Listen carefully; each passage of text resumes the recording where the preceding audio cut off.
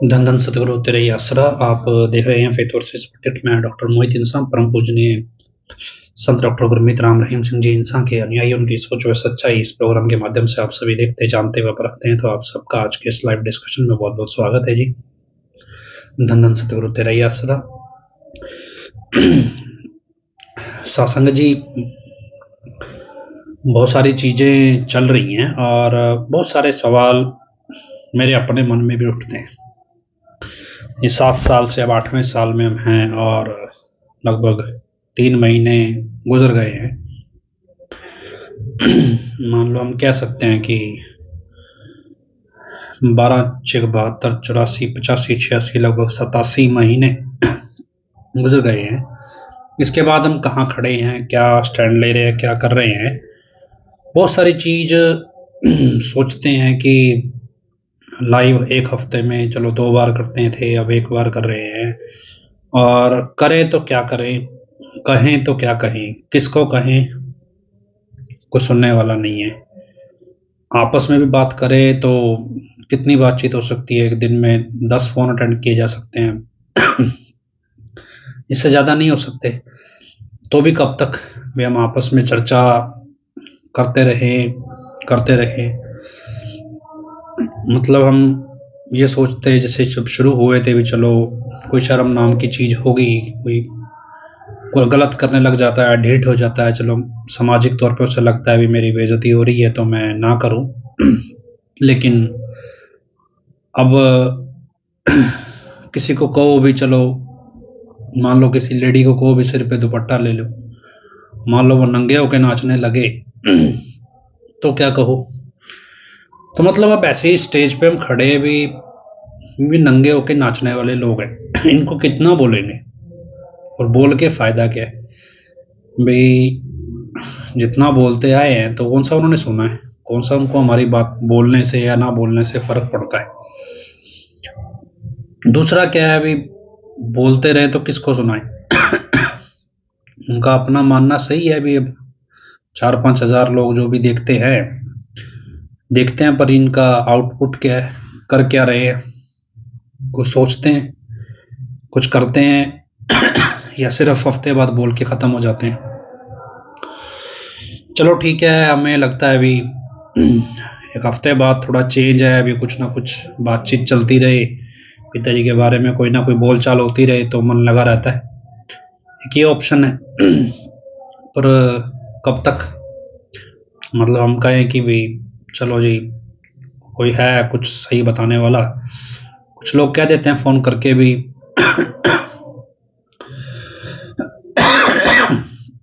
हमें चलो थोड़ा वो अच्छा लगता है भी, कोई बजाय ये यूपी वाले का ड्रामा सुनने से तो चलो कोई कुछ कहने वाला है, बताने वाला है, इतना ही काफ़ी है। हफ्ते में अब कहीं पिछले 2 हफ्ते से लगभग 1 ही बार लाइव कर रहे हैं तो बहुत से लोग फ़ोन करके बोलते हैं जी लाइव 2 बार कर लिया करो, 1 ही बार क्यों करते हो। तो ये सारी चीज़ें हैं। पर अब अदालतें हैं वो कुछ नहीं करती। अदालतों का हाल क्या है, आप देखो हमारा मसला जो है वो एक सिर्फ एक कानूनी मसला नहीं है। हमारा जो मसला है वो एक सामाजिक मसला है, और एक सामाजिक मसला है बहुत तरीके से उलझा हुआ है। और जिस स्तर पे ये उलझा हुआ है हम वहां तक अपनी सोच ले जा नहीं पा रहे, और ले जाएंगे तो वहां करेंगे क्या जाके ये समझ में नहीं आता है।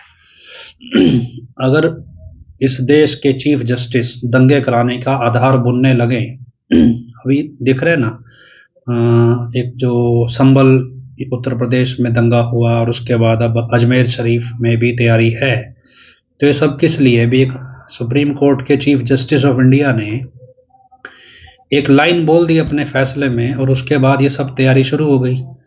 तो जब सुप्रीम कोर्ट के चीफ जस्टिस खुद एक राजनीतिक दल के लिए या एक तथाकथित धार्मिक संगठन के लिए दंगे करवाना चाहते हैं और देश को लड़ाना चाहते हैं, तो वैसे स्टेज पे कहाँ मतलब जाके किसको कहोगे, क्योंकि हम कोई धार्मिक लीडर तो है नहीं, हम तो एक अपना एक ग्रुप बनाया और उस पर बोल रहे। लेकिन कब तक हमारे बोलने या ना बोलने से फ़र्क क्या पड़ता है? ठीक है, हम आपस में बात कर रहे हैं क्योंकि दुनिया भर के लोग लाइव करते हैं, दुनिया भर की जानकारियां हैं। हर कोई किसी ना किसी की इन्फॉर्मेशन पे रिलाई कर रहा है। कई बार हम सोचने बैठ जाएं भी यार हम कोई न्यूज़ चैनल है, भी हर हफ्ते या 3-4 दिन बाद न्यूज़ देने लग जाते हैं, और इस न्यूज़ का फ़ायदा किसको है? भी इस न्यूज़ का फ़ायदा क्या है? भी जिसको थोड़ा बहुत पता चल गया और वो एडम ब्लॉक के साथ 2 नंबर के काम में इन्वॉल्व है, जो काम वो 500 रुपये में कर रहा होगा वो 1500 में करेगा, 5000 में करेगा। ये फ़ायदा है उसे, जो उसे पता चल जाएगा भी एडम ब्लॉक कितना चालाक है, कहाँ धोखा देता है। ये उसको फ़ायदा हो रहा है, बस इससे ज़्यादा क्या हो रहा है? और हमारे बोलने से सरकार कोई काम करती है? नहीं करती। सरकार का तो अब हालत ही इतनी ख़राब है भी क्या होगा आगे पता ही नहीं है। लेकिन कोर्ट के लेवल पे कुछ होगा नहीं, तो आप एक्सपेक्ट किससे करोगे? राष्ट्रपति हो ना हो वो एक बराबर है, प्रधानमंत्री तो खुद ही देश तोड़ने पे बेचने पे लगा हुआ है। तो स्थिति तो सामाजिक तौर पे बहुत ज़्यादा गंभीर है, लेकिन क्या ये स्थिति सिर्फ लाइव बोलने से हट जाएगी? और अगर चलो हम लाइव बोलते भी रहें तो उससे रिजल्ट क्या आ रहा है? मतलब हम कहें भी हमारे पास चलो 100-500 लोगों की टीम एक्टिव है, कह सकते हैं, बाकी चलो थोड़े कम एक्टिव हैं और उससे कम एक्टिव हैं, पर कर क्या रहे हैं? मैं उदाहरण के तौर पे मेरे पास जो कमेंट आ रहे हैं, मान लो मैं पढ़ता हूँ, अभी एक राजमणि पी प्रजापति है, राज सिंह इंसा है, सुखदेव राम है, निशु इंसा है, कमेंट आया। अब मान लो ये 3-4 लोग ही मैंने पढ़े, हमने लाइव खत्म कर दिया, अगले हफ्ते फिर बोलेंगे, तो इस एक हफ्ते में ये करेंगे क्या? दीपक कुमार है मान लो, तो करेंगे क्या एक हफ्ते में? क्या एक हफ्ते तक फिर इंतजार करेंगे भी डेरे की कोई नई खबरें आएंगी तो हमें पता चलेंगी, या क्या? जरूर मतलब हमारा मसला कानून से संबंधित है। कानून की हालात ये है कि उनको जो इस देश में करना है उसके लिए उनको पिताजी को जेल में रखना जरूरी है, और उसके लिए जो पैसा चाहिए उसके लिए नकली वाले को बाहर रखना जरूरी है, क्योंकि नकली वाला ही इस 2 नंबर के काम के लिए पैसा इकट्ठा करके देगा। और हजूर पिताजी जेल में रहेंगे तभी धर्म के नाम पे लड़ाई होती रहेगी, वरना एकता का पाठ तो कोई पढ़ा ही नहीं रहा है। तो मतलब ये हालात है। अब हम अगर बोल लें तो सुन कौन रहा है? जो हम तो लड़ने नहीं जा रहे। मान लो हम अपनी टीम के लोग सुन भी रहे हैं, 4-5 हजार लोग सुन लेंगे वीडियो कल परसों तक, लेकिन हम कौन सा लड़ने जा रहे हैं कहीं पे? हमें अवेयर हम हैं, लेकिन हम लड़ने नहीं जा रहे। ना हम लड़ने वाले किसी किरदार में हैं, मतलब हमारा को किसी से दुश्मनी नहीं है, हमारी किसी से कोई दोस्ती नहीं है फालतू। तो हम कोई रिजल्ट दे रहे हैं कहीं पे, और ये सोचो बैठ के भी क्या हो क्या रहा है भी, ये कोई किस तरह की, मतलब हम तो चलो जानकारी दे देंगे, मैं मेरे एंड से दे दूंगा, लेकिन इससे आपको क्या फायदा है सिवाय कि न्यूज़ चैनल की तरह हम जानकारी दे रहे हैं? भी आप खुद कुछ कर रहे हो? भी कोई कुछ सोचता है खुद से क्या करना है? किसी को अपने लेवल पे आप सोच के देखो भी आपके कौन से एफर्ट हैं। चलो मैं कहूँ भी मेरी तरफ से एफर्ट है, मेरे को जो जानकारी मिलती है मैं आपको दे दूंगा, लेकिन उसके बाद आपका अपना एफर्ट क्या है? भी बहुत से लोग शुरू में जब हमने फेथ वर्सेस वर्डिक्ट शुरू किया तो बड़े जोश के साथ आए, और फिर धीरे धीरे उनको लगा भी बस अब खत्म हुआ, क्या अब खत्म हुआ। एडम ब्लॉक नई नई चाल चलता गया, क्लैश बढ़ते गए, सिचुएशन में रोमांच था भी, चलो इंटरेस्टिंग हो रहा है। अब ये डस्ट जो है वो सेटल डाउन हो रही है धीरे धीरे। ठीक है, उनका मोटा धंधा चल पड़ा अब, क्योंकि उन्होंने बहुत सारे इलीगल काम अपने लेवल पे और खड़े कर लिए, उनको बहुत तरीकों से पैसा आने लगा, और वो इतने बेशरम हो गए उनको फर्क ही नहीं पड़ता है। मतलब आप सड़क पे खड़े व्यक्ति को गाड़ी दे दो, उसे कोई फर्क नहीं पड़ता, वो फिर भी कहेगा जी 500 रुपये पर मंथ दे दोगे। लिटरली वो बेशरम होकर फिर भी मांगेगा, चलो जी 500 नहीं देना, 400 दे दो, 300 दे दो, 100 ही दे दो, 50 ही दे दो। मतलब यहाँ तक बेशर्मी है। अभी मैं आज सिरसा के बाजार में गया, एक दुकानदार मेरा अच्छा दोस्त है वहाँ पे, मतलब यहाँ का अच्छा उसका शोरूम है, मुझे बोलने लगा जी 2 दिन पहले हमारे यहाँ कुछ लेडीज आई तो उन्होंने भाई जय श्री राम के नारे लगाए और बोले जी हम राम भक्त हैं और हमें अपने चैनल सब्सक्राइब करा रहे हैं। उन्होंने कोई चैनल का नाम बताया, लेकिन उसने मुझको बोला कि उसने बोला और राम भक्त हैं, जय श्री राम कर रहे लेकिन डेरे का चैनल सब्सक्राइब करा के मतलब चले गए। अब ये स्थिति मतलब ये किस तरह का काम है? क्या कहोगे आप ऐसे लोगों को जो बाजार में जाके जय श्री राम के नारे लगा के, लिटरली बाजार में, सिरसा के मेन बाजार की कहानी है, और इस तरह से वो चैनल सब्सक्राइब कर रहे हैं। मतलब कौन उनको भेज रहा है, क्यों भेज रहा है, वो रेकी कर रही हैं, क्या पता लगा रही हैं कोई आइडिया नहीं है, मतलब किस तरफ जा रहे हैं। तो मैं यहाँ सोचे भी अब किसको कहोगे आप ये बात भी, और सब्सक्राइब करा के होगा क्या? वीडियो तो उससे डाल नहीं सकता वो कुछ, यूपी वाला, उसको पता है भी डालूंगा तो 40 गलतियां निकल आती हैं। तो फिर ये कर ही क्यों रहे हैं? ये सब्सक्राइब कुछ और चल रहा है या इसके आड़ में कुछ और चल रहा है? मतलब रेकी चल रही है बहुत सारी चीजों की, क्या चल रहा है पता नहीं। मान लो कल को डेरे की मैनेजमेंट कोई बड़ी वारदात को अंजाम दे भी दे तो क्या होगा? क्या जितने इनके पीछे अंधभक्त लगे वो सुधर जाएंगे? बहुत सारी चीजें हैं, लेकिन इन सब में एक चीज मेरे को जो अब धीरे धीरे समझ में आती कि हमें डेरे में हजूर पिताजी वाकई में चाहिए भी या नहीं। मतलब जो मेरा एनालिसिस लोगों को देख के बनता है, क्योंकि एक स्टेज के बाद जो लोग मेरे साथ भी जुड़े, मतलब काफी हद तक तो सही हैं, लेकिन कुछ ऐसे भी हैं भी, उनके लिए फेथ वर्सेस वर्डिक्ट से कोई मतलब नहीं है भी पिताजी के लिए क्या हो रहा है क्या नहीं है, उनको कोई मतलब नहीं। उनको लगता है ग्रुप है भी, चलो इनसे बातचीत बनाए रखो और side by side Adam block से भी बनाए रखो। कोई जरूरत होगी, इनका अपना एक सर्कल है और उस सर्कल से इनसे काम निकलवा लेंगे, इनको कौन सा कोई काम हमें देना है। और धीरे धीरे मतलब हम इस तरह का बोझ क्यों पाले कि, लेकिन फिर मुझे एक चीज समझ में आई भी, डेरे में लोगों को पिताजी की जरूरत नहीं है पिताजी की पावर की जरूरत है। पावर क्या है जी? हमारे को बस हमारी गलतियां एक झटके में माफ कर दो, हमारे घर में जो समस्या है या हमारे जीवन में जो समस्या है एक झटके में निपट जाए। नहीं निपटती है तो भी कोई जादू मंत्र हुए प्रसाद मिल जाए, काम चल जाएगा। अमूमन क्या होता है अभी 70-80 पैसे तो वैसे ठीक कोई समस्या हल हो जाती है, कुछ ज़्यादा ही खतरनाक कोई अलग बात है। नहीं होगी तो क्या है, अभी सक्सेस रेशो 50% तो वैसे ही रहेगा, तो बाकी कोई नहीं होगा तो नहीं सही लेकिन ये यही चीज़ है, और यही चीज़ अब हमारे साथ शुरू है। शुरू क्या चल ही रही है, पर है बहुत कम गिनती में लोग, पर है। और जो नहीं है वो इसलिए नहीं है क्योंकि हम अब इस चीज़ को एंटरटेन नहीं कर रहे हैं। पिताजी को लेके कोई कितना का सिरदर्द ले रहा है मतलब लगता नहीं है। हालांकि कई लोग आ जाते हैं, पूछते भी हैं बहुत कुछ पिताजी के बारे में या बातचीत चलती है, लेकिन ज़्यादातर अब इस तरह है कि पर्सनल लेवल पे यारी दोस्ती तक आ गए। अब वो क्या है कि मान लो हम कहें भी 20-50 लोग इस पे कमेंट कर रहे हैं, अभी 20-50 लोग आपस में दोस्त बन गए हैं, और आपस में दोस्त बन गया तो इनकी अपनी निजी जिंदगी अब आपस में शेयर होने लगी है। जब ये इकट्ठे हुए थे तो तब मसला पिताजी को लेके था, अब ये आपसी दोस्ती का हो गया। किसी को अपना बिजनेस कोलैबोरेशन करना है, किसी को अपना कोई तालमेल बनाना है, किसी को अपना कोई काम निकलवाना है, पर ये कलेक्टिव एफर्ट मतलब पिताजी की दिशा में उतना नहीं दिखता।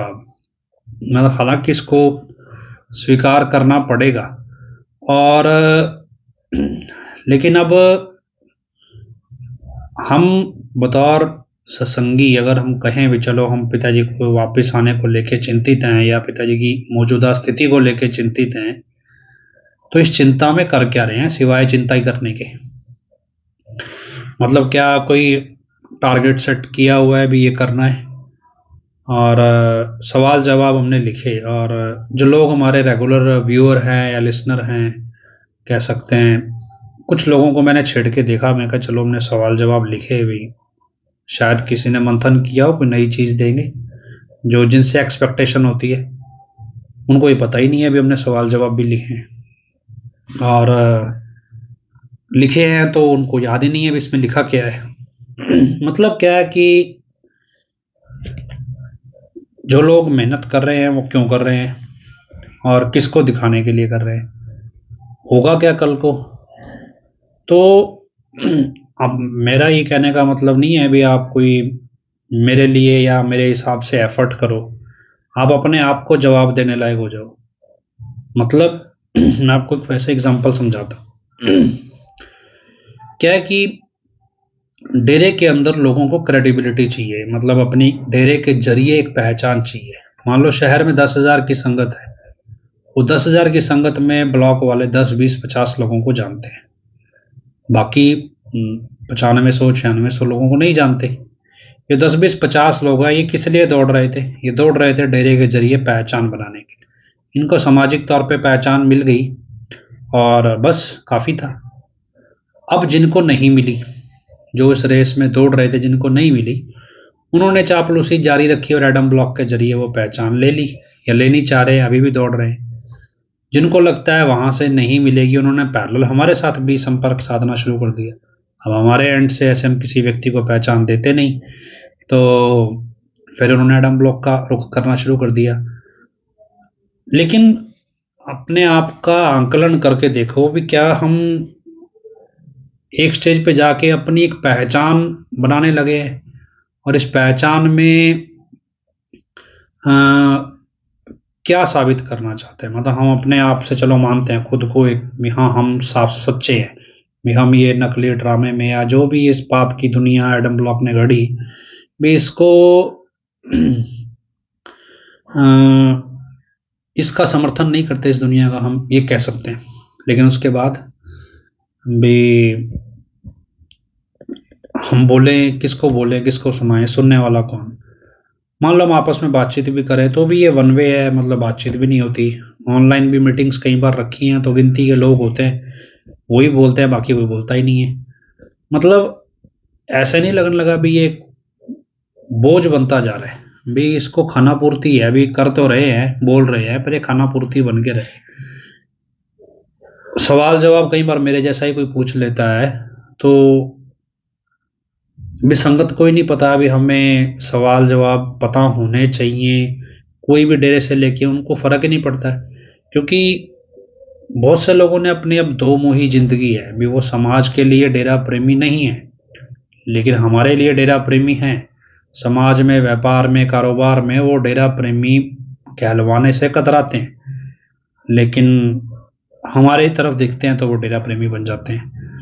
मतलब एक सैचुरेशन कहते हैं इसको भी, सैचुरेशन सा है, मूव हम कहते हैं भी लाइफ में मूव ऑन कर गए, आ गई।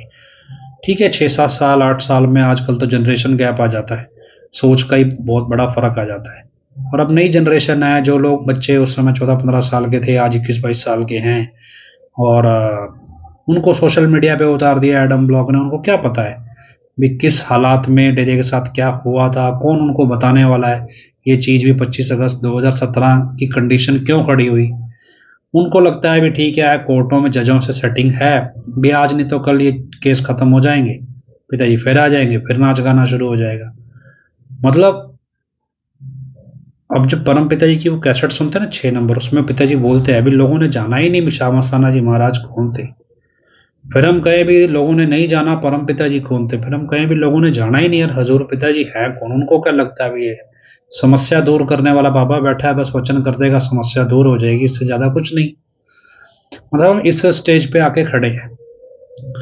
और अभी तो क्या है कि अब देश के अब क्योंकि जो अपने काम धंधे में बिजी हैं वो शायद इतना नहीं देखते, हमारे जैसे लोग निगाह रखते हैं ज़्यादा, तो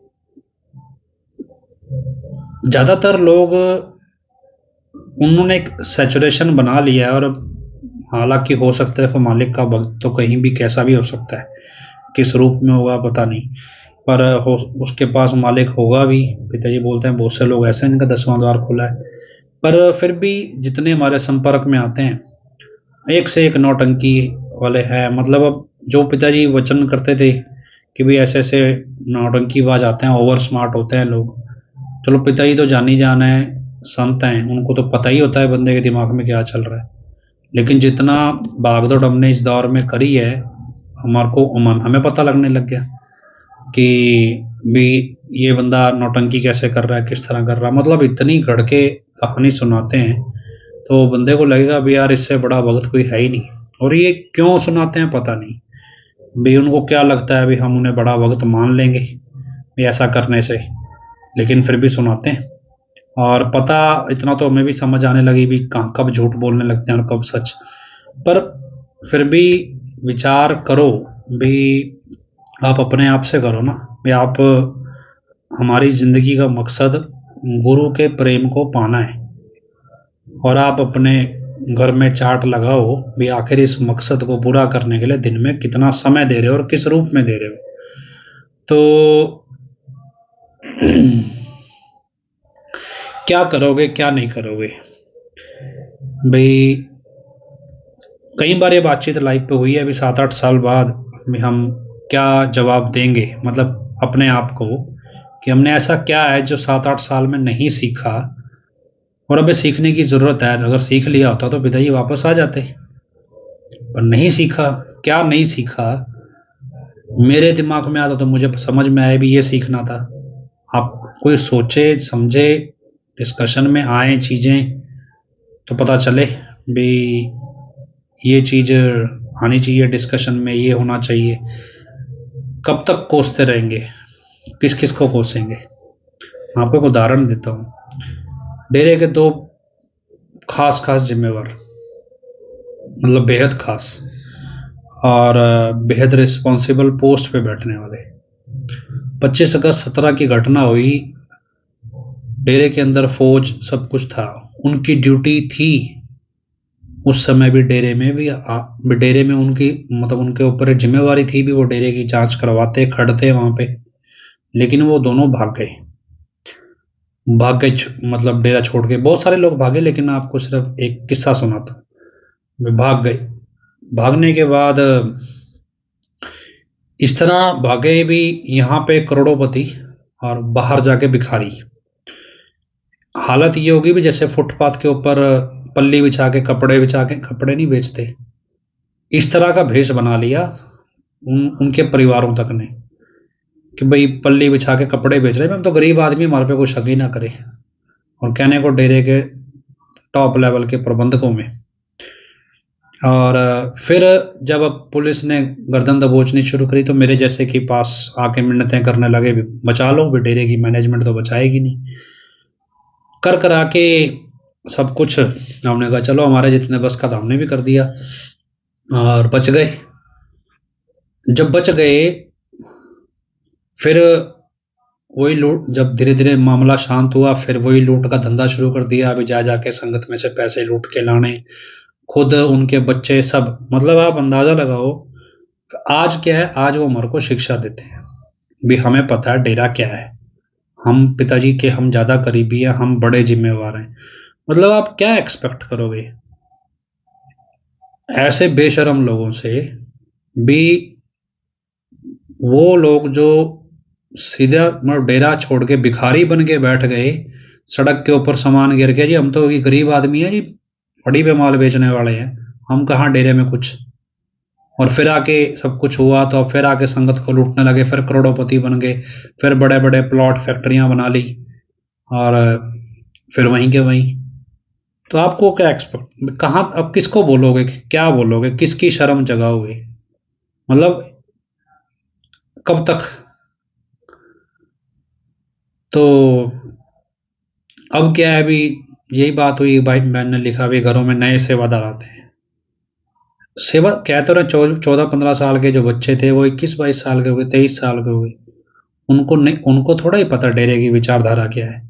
डेरे के स्कूलों में इतना गंद मचा हुआ है, डेरे के स्कूल के बच्चों, हालांकि ऐसा नहीं कि बाकी स्कूलों के बच्चों के हालात खराब नहीं है, लेकिन डेरे के स्कूल के बच्चों के हालात भी अब बाहर के स्कूलों के जैसे ही हो गए हैं। बस क्या है भी इनके ऊपर लेबल लगाया भी ये डेरे के स्कूल में है, हालात वैसे ही ऐसे बाकी बाहर के हैं। नशा मतलब आम हो गया है, कॉमन चीज हो गई है। और जितने लोग, एक बार एक ऐसे हुआ भी, हम ऐसे करते भी जब भी पिताजी से मिलते तो बच्चे थे स्टूडेंट्स भी, उन्होंने नियम बना लिया भी चलो पिताजी से मिलेंगे, कोई ना कोई बुराई छोड़ देते, तो पिताजी कोई ना कोई बुराई छुड़वा देते, नारा लगवा देते। तो एक बार ऐसे ही पिताजी ने आए पिताजी, तो किसी ने बोल दिया कि जी पिताजी भी जितना हमारा विश्वास आप पे होना चाहिए उतना है नहीं, भी आप, हमें लगता है भी हमारा विश्वास बहुत कम है, तो आप हमें आशीर्वाद दो भी हमारा विश्वास बढ़े और भी हम इस कमी को दूर करें। वहां पे जो उनसे तुर्रम खान थे, जिम मतलब वो वहां पे इस बात पे ऐतराज कर बैठे, बोला जी आप पे हमारा तो 100% छोड़ो, हमारा तो 1000% विश्वास है, और विश्वास है तभी तो यहाँ है, वरना क्यों है, क्यों नहीं होंगे। आज उन लोगों को देखोगे ना जाके, उनको बोलो ये डेरा, अरे डेरा तो गंद है, पिताजी और पिताजी के पल्ले कुछ नहीं है, मतलब ये लेवल है। और एक भजन आता है कि सोना एक कह के तुर गया आवांगा यार कल नू, उसके अंदर एक अंतरा है। अंतरे में एक लाइन है भी होके तो लाल अमुल्ला काणू विच खाक दे रुलदा, शायद कोई आन मिल सी तेरे खरीदार कल नू। मतलब उसमें हालांकि परम पिताजी का ये शब्द प्रमाण किया हुआ है कव्वाली, तो इसमें लिखा है भी ईश्वर जो है वो सबसे अनमोल लाल रतन है, लाल अमूला भी अनमोल रतन है, और फिर भी होके तो लाल अमूला काणू विच खाक दे रुलदा, मतलब वो खाक में रुल रहा है ईश्वर भी अनमोल रतन होने के बावजूद, शायद कोई उसका खरीदार उसे मिल जाए। सोच के देखना आप अपने एंड पे। कल परसों मेरे पास एक भाई आया, एक परिवार था, परिवार ही आया, मेरे को बोलने का जी पिताजी कब आएंगे, मैंने कहा जी कल आ जाएंगे, आप अपने घर में रख लोगे, तो बताओ कितने दिन रख लोगे, भी सब कुछ आपको झेलना पड़ेगा, बताओ। तो सवाल नहीं, जवाब नहीं सोचता। अब अपने आप से पूछ के देखो ना, अभी आपको ये भजन की लाइन बताई भी होके तो लाल मुल्ला काणू विच खाक दे रुलदा, शायद कोई आन मिलसी तेरे खरीदार कर लूं। आपको लगता है भी आप उसके खरीदार हो, और उसका खरीदार होगा तो उसकी कोई और आसक्ति तो होगी नहीं, और कोई इच्छा तो नहीं होगी। भी अगर आप हम अपने आप को देखें तो हमारी तो बहुत सारी इच्छाएं हैं। और आज ही मैं किसी से बात कर रहा, मैंने कहा भी ऐसा है भी जितना मैं एडम ब्लॉक से दूर भागने की कोशिश करता हूँ कि मुझे नहीं अब इनकी शक्ल पसंद आती, इवन मैं जिस सोसाइटी में रहता हूँ, मतलब ऐसे लगता है अभी मुर्दों का एक घर है, यहाँ पे मरे हुए लोग हैं, ढीठ हैं, बेशरम है, और कोई दीन ईमान नहीं किसी का, कोई किसी का मतलब ये नहीं है भी कोई कुछ किसी काम आने वाला है। हमारे छोड़ो अपने लोगों के लिए मतलब, और सबकी जिंदगी में हम झांक के देखें, सबकी जिंदगी नरक से बदतर बनी हुई है इस टाइम, हालांकि हमारी जिंदगी बहुत अच्छी है। पर एक बहन जी लिख रहे हैं हम उसके खरीदार नहीं, उसके दर के भिखारी हैं। तो चलो तर्क तो नहीं करते इस पे बाकी, पर समाज में अगर हम सोचो भी ये क्या किन हालातों में है सिचुएशन। पिताजी का खरीदार, ये बहन ने लिखा जो वो खरीदार है तभी वो बिकेगा, बस ये फर्क है भी वो कीमत किस चीज की मांगता है, वो कीमत पैसे पे नहीं बिकता, और आज पहुंच दिखावे पे नहीं बिकता। तो लेकिन वचन में लिखा है तो खरीदार होगा भी, होना भी चाहिए, और है नहीं होता तो बिक जाता अब तक, किसी के पास तो होगा, जिसने खरीदा होगा उसे क्या देके खरीदा होगा पता नहीं। तो मतलब बड़े से बड़े लोग जो, अभी बात सच में वहां कर रहा था, अभी जितना हम दूर भागते हैं एडम ब्लॉक से, उतना अब सामने कोई आ जाए, मान लो अवॉइड कर दो आप, मैं तो वैसे भी अब अवॉइड करके चलता हूँ, कई लोग हैं अच्छे भी हैं, एक ने मेरे को बड़ी कोशिश की समझाने की, हालांकि मैंने उसे कहा, मैं कहा यार तुम पहला आदमी है जो यूपी वाले का तकड़ा भक्त हो गए, मेरे को समझा रहा है, और मुझे इस बात की खुशी है भी तूने कोशिश की है और तू वाकई में वफादार है डेरे का। लेकिन वो अलग बात है भी तू गुमराह हो गया, पर कम से कम तू वफादार है और तूने कोशिश की भी जो मेरे अपने हिसाब से। तो लेकिन ज़्यादातर लोग क्या है भाई, हमें पता है कि हम यहाँ रहे हैं, हमें पता है कि भाई कौन सा आदमी कितने पानी में है, और अवॉइड कितना ही कर लो, जब वो सामने आएगा तो आपको उसकी करतूतें याद भी आ जाएंगी, और करतूतें याद आएंगी तो फिर आपके अंदर बिना मतलब का गुस्सा भर जाएगा फालतू का। और मतलब इंटरेस्टिंग ये है कि एक ठग, मतलब टॉप लेवल के भक्त बन के सामने प्रस्तुत आ रहे हैं।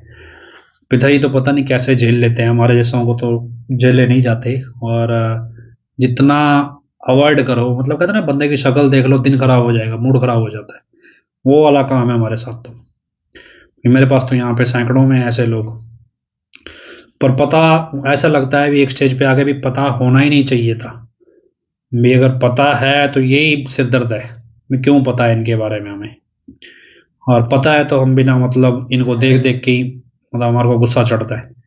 और अब तो हम पूरी कोशिश करता हूँ मैं भी ना ही देखें, पर हालात ऐसे ही हैं। कब कहाँ तक बचोगे, सामने रहो उनके बीच में बैठे हैं तो कब तक, ऐसा तो है नहीं भी आंख बंद करके चलेंगे। तो बात घुमा फिरा के वही है भी, आप जो सोच रहे हैं भी, उस सोच में आप ये बात सोचें कि भाई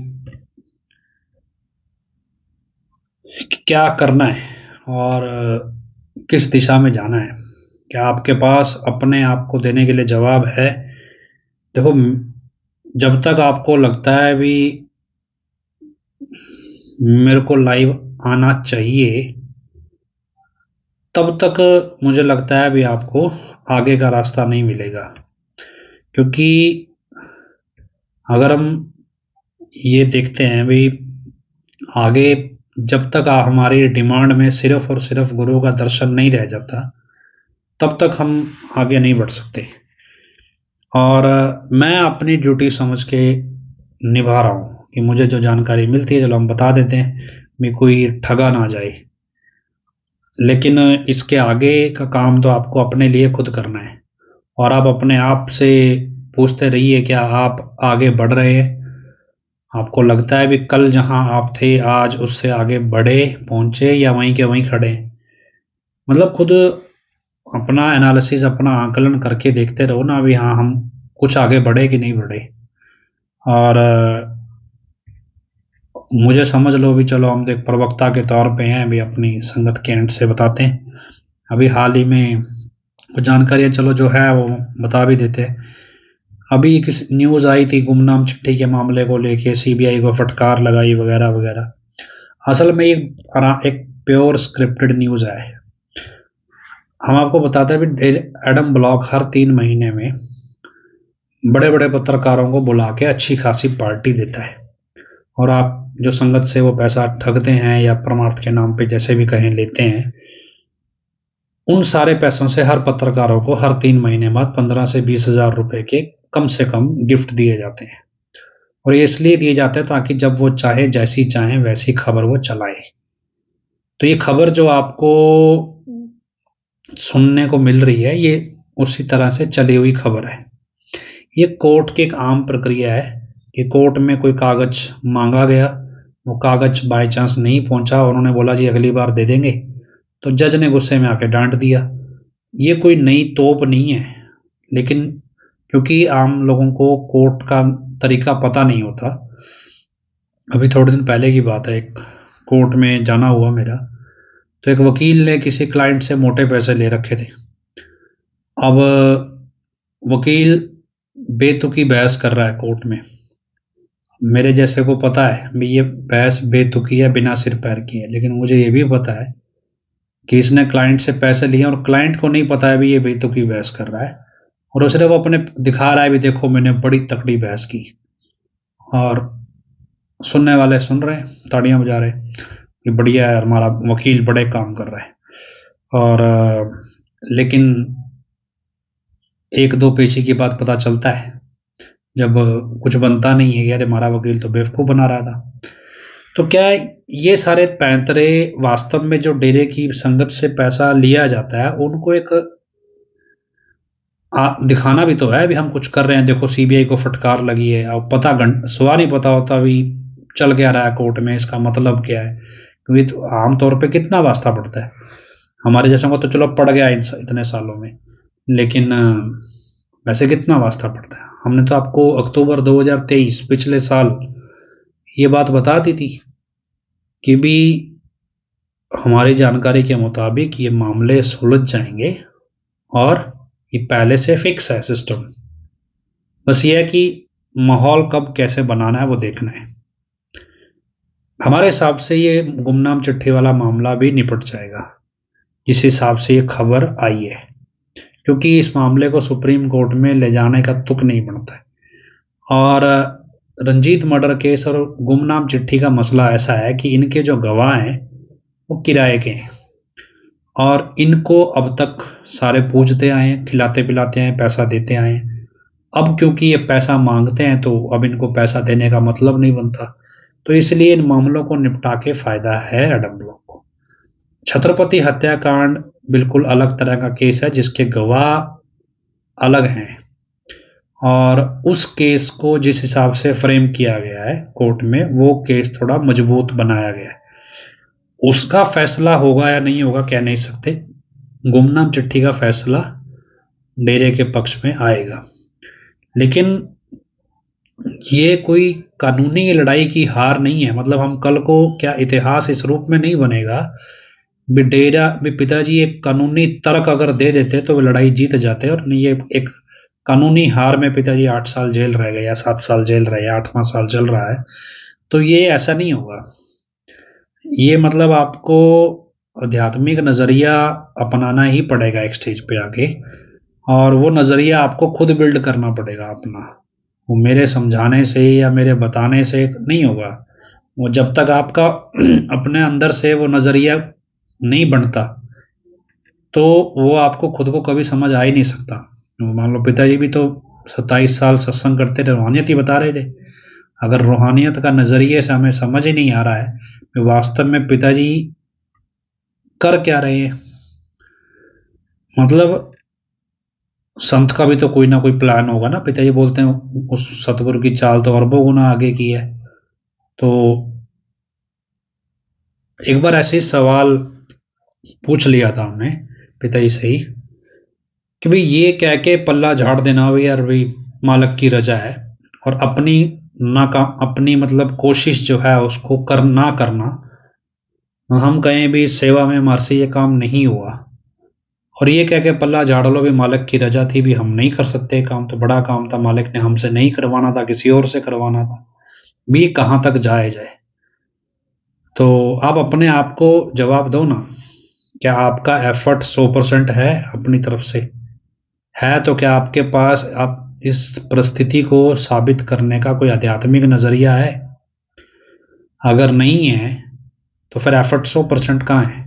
जब आपके पास आप ही के सवालों का जवाब नहीं है तो आपने एफर्ट किया ही नहीं, और किया नहीं तो आप ही कैसे कह सकते हो भी मालिक की रजा है? तो रजा में तो वो है जो अपनी तरफ से 100% दे रहा है, काम नहीं हो रहा, मालिक चाह रहा नहीं, अभी जब चाहेगा तब हो जाएगा, पर उसको अपनी कोशिश लगातार जारी रखनी है। तो आपकी कोशिशें कितनी किस लेवल पे हैं और कितनी स्ट्रांग है? क्या मतलब आप अपने आप से सेटिस्फाइड हैं? अपने आप से पूछो ना। आपको लगता है भी आप अपने आप को तसल्ली दे सकते हो तो अलग बात है, लेकिन भाग नहीं सकते आप मतलब भाग ये नहीं कह सकते भी मालिक की रजा है। अगर वो तब है जब आपको लगता है भी यार भी अब मैंने तो बहुत कुछ किया और अब कुछ हुआ नहीं, तो लेकिन क्या किया वो आप अपने आप से पूछो। फेसबुक लाइव देखा, शेयर किया, इससे ज़्यादा आपका अपना एफर्ट भी दिखना चाहिए, आपको ही दिखना चाहिए। आपको खुद को पता हो भी मैंने ये किया, अभी मेरा मालिक, क्योंकि जब करोगे तब आपको लगन भी होगी मुझे मालिक मिलना चाहिए। और मिलना चाहिए, फिर आपको समझ में आएगा कि मेरे एफर्ट में कमी कहाँ है। करा ही नहीं है, और सिर्फ ये कह के पल्ला झाड़ देना भी हमारे बस का नहीं है, या हम तो कर ही नहीं सकते। तो मतलब मुझे लगता है भी ये बुजदिली है या कायरता है, क्योंकि प्रेमी टप पहाड़ जाते, वो पहाड़ गुरु की मदद से ही चलता है। यूं ही नहीं पिता जी ने भजन बनाया, तिन मिर्गा तो भजा दिन है शेरा नू मेरे यारा, तिनके तो कम ले ले पहाड़ जैसा भारा। तो फिर वो तिनके का अगर पहाड़ जैसा भारा काम लेना है तो तभी तो ये भजन बनाया है। और अगर तिनका कहे जी मैं तो कर ही नहीं सकता जी, मालिक तो मालिक है, मेरे तो बस का ही नहीं है, ये तो मालिक का काम है, मालिक करे, हम कौन होते हैं, उसके आगे कुछ भी नहीं है। तो ये लगता है मुझे ओपिनियन या अप्रोच जो है वो गलत है। बाकी कोशिश करेंगे आगे फिर भी, पर मतलब मेरे को लगता है अभी ऐसा मेरे को कोई किसी से कंसोलेशन नहीं चाहिए भी, आप कल को लाइव के बाद फ़ोन करना शुरू कर दो, पर अब अपने आप आपके पास जवाब होना चाहिए। हम तो अपनी ड्यूटी बजाएंगे जो बजानी है, पर बहुत सारे चीज़ें मुझे अब दिख रही हैं और मुझे लगता है कि हमें इतना हेडक पालना नहीं है, और जो हमारे को अननेसेसरी हम पाल रहे हैं। तो खैर बहन वीरपाल कौर हैं, पंजाबी भाषा में हमारे साथ हैं, टाइम समय हो गया, फिर भी कोशिश करते हैं। हाँ जी बहन जी। बहुत ही प्यारे सतगुरु जी की प्यारी प्यारी साध संगत जी, धन धन सतगुरु तेरा ही आसरा। गुरु प्यारी साध संगत जी, जिवें एक तां पिता जी दे केसां नूं लैके दो केसां नूं लैके पिछे जे 2-3 दिन पहला खबर आई, जिहड़े साडा डेरे दा ITV विंग उन्हां ने बहुत ज्यादा उहनूं वायरल भी कीता। जो खबरां अखबारां दे विच भी दित्तियां गईयां सारिਆਂ ਦੇ ਵਿੱਚ, और न्यूज़ चैनलों ਦੇ ਵਿੱਚ भी खबर आईयां। खबरां ਤਾਂ इस तरह बनाईयां गईयां जिवें पता नहीं कोई बहुत वड्डी जंग जिੱਤ ਲਈ ਹੋਵੇ, ਜਦੋਂ कि ਉਹਨਾਂ केसां ਦੇ ਵਿੱਚ फिलहाल बहस ਚੱਲਦੀ ਆ। हो सकदा आउण वाले समय ਦੇ ਵਿੱਚ, क्योंकि ਜਦੋਂ ਹੁਣ ਇਹਨਾਂ ਨੇ हरियाणा ਦੇ ਵਿੱਚ ਇੰਨਾ ਜ਼ਿਆਦਾ ਉਹਨਾਂ ਦਾ BJP ਸਰਕਾਰ ਨੂੰ ਲਿਆਂਦਾ ਹੀ ਹੈ, ਤਾਂ ਹੋ ਸਕਦਾ ਜਿਹੜੇ ਹੈਗੇ ਆ ਜੱਜ ਵੀ ਆਪਾਂ ਨੂੰ ਪਤਾ ਹੀ ਹੈ, ਸੁਪਰੀਮ ਕੋਰਟ ਦੇ ਜੱਜ ਜਦੋਂ BJP ਸਰਕਾਰ ਦੇ ਅੰਡਰ ਹੈ, ਤਾਂ ਫਿਰ ਹਾਈ ਕੋਰਟ ਦੇ ਜਿਹੜੇ ਜੱਜ ਆ ਇਹ ਹੋ ਨਹੀਂ ਸਕਦੇ ਕਿ ਉਹ ਸਰਕਾਰਾਂ ਤੋਂ ਬਾਹਰ ਹੋਣ। ਤਾਂ ਜਿਵੇਂ ਮੋਹਿਤ ਬੇਟਾ ਵੀ ਦੱਸ ਰਿਹਾ ਸੀ ਤੁਹਾਨੂੰ, ਜਿਹੜਾ ਗੁੰਮਨਾਮ ਚਿੱਠੀ ਵਾਲਾ ਕੇਸ ਹੈ ਉਹ ਵੀ ਹੱਲ ਹੋ ਸਕਦਾ ਹੈ, ਜਿਹੜਾ ਦੂਸਰਾ ਉਹ ਵੀ ਹੱਲ ਹੋ ਸਕਦਾ ਹੈ। ਪਰ बेशक ये हुण हाई कोर्ट दे विचों बरी करवा लैण पिटाइन ते बेशक करवा लैण सुप्रीम कोर्ट तो, पर समा इन्ना ज्यादा हो गया, 7 साल जो समा लंघिया। गुरु प्यारे साध संगत जी, तुसी एक मिनट लई सोच के देखो भी बेशक हाई कोर्ट गुरु पिटाइन सारे केसां चों बरी कर देवे, जां पहला भी तुसी देखिआ कि जिहड़ा अपना रणजीत मर्डर केस दे विचों पिटाइन बरी कीता गया, ਤਾਂ ਕੀ ਲੋਕਾਂ ਦੇ ਮਨ ਦੇ ਵਿੱਚ ਗੁਰੂ ਪਿਤਾ ਜੀ ਨੂੰ ਲੈ ਕੇ ਜਾਂ ਗੁਰੂ ਪਿਤਾ ਜੀ ਦੇ ਕਿਰਦਾਰ ਨੂੰ ਲੈ ਕੇ ਕੋਈ ਫਰਕ ਆਇਆ ਜੋ ਆਮ ਜਨਤਾ ਹੈ?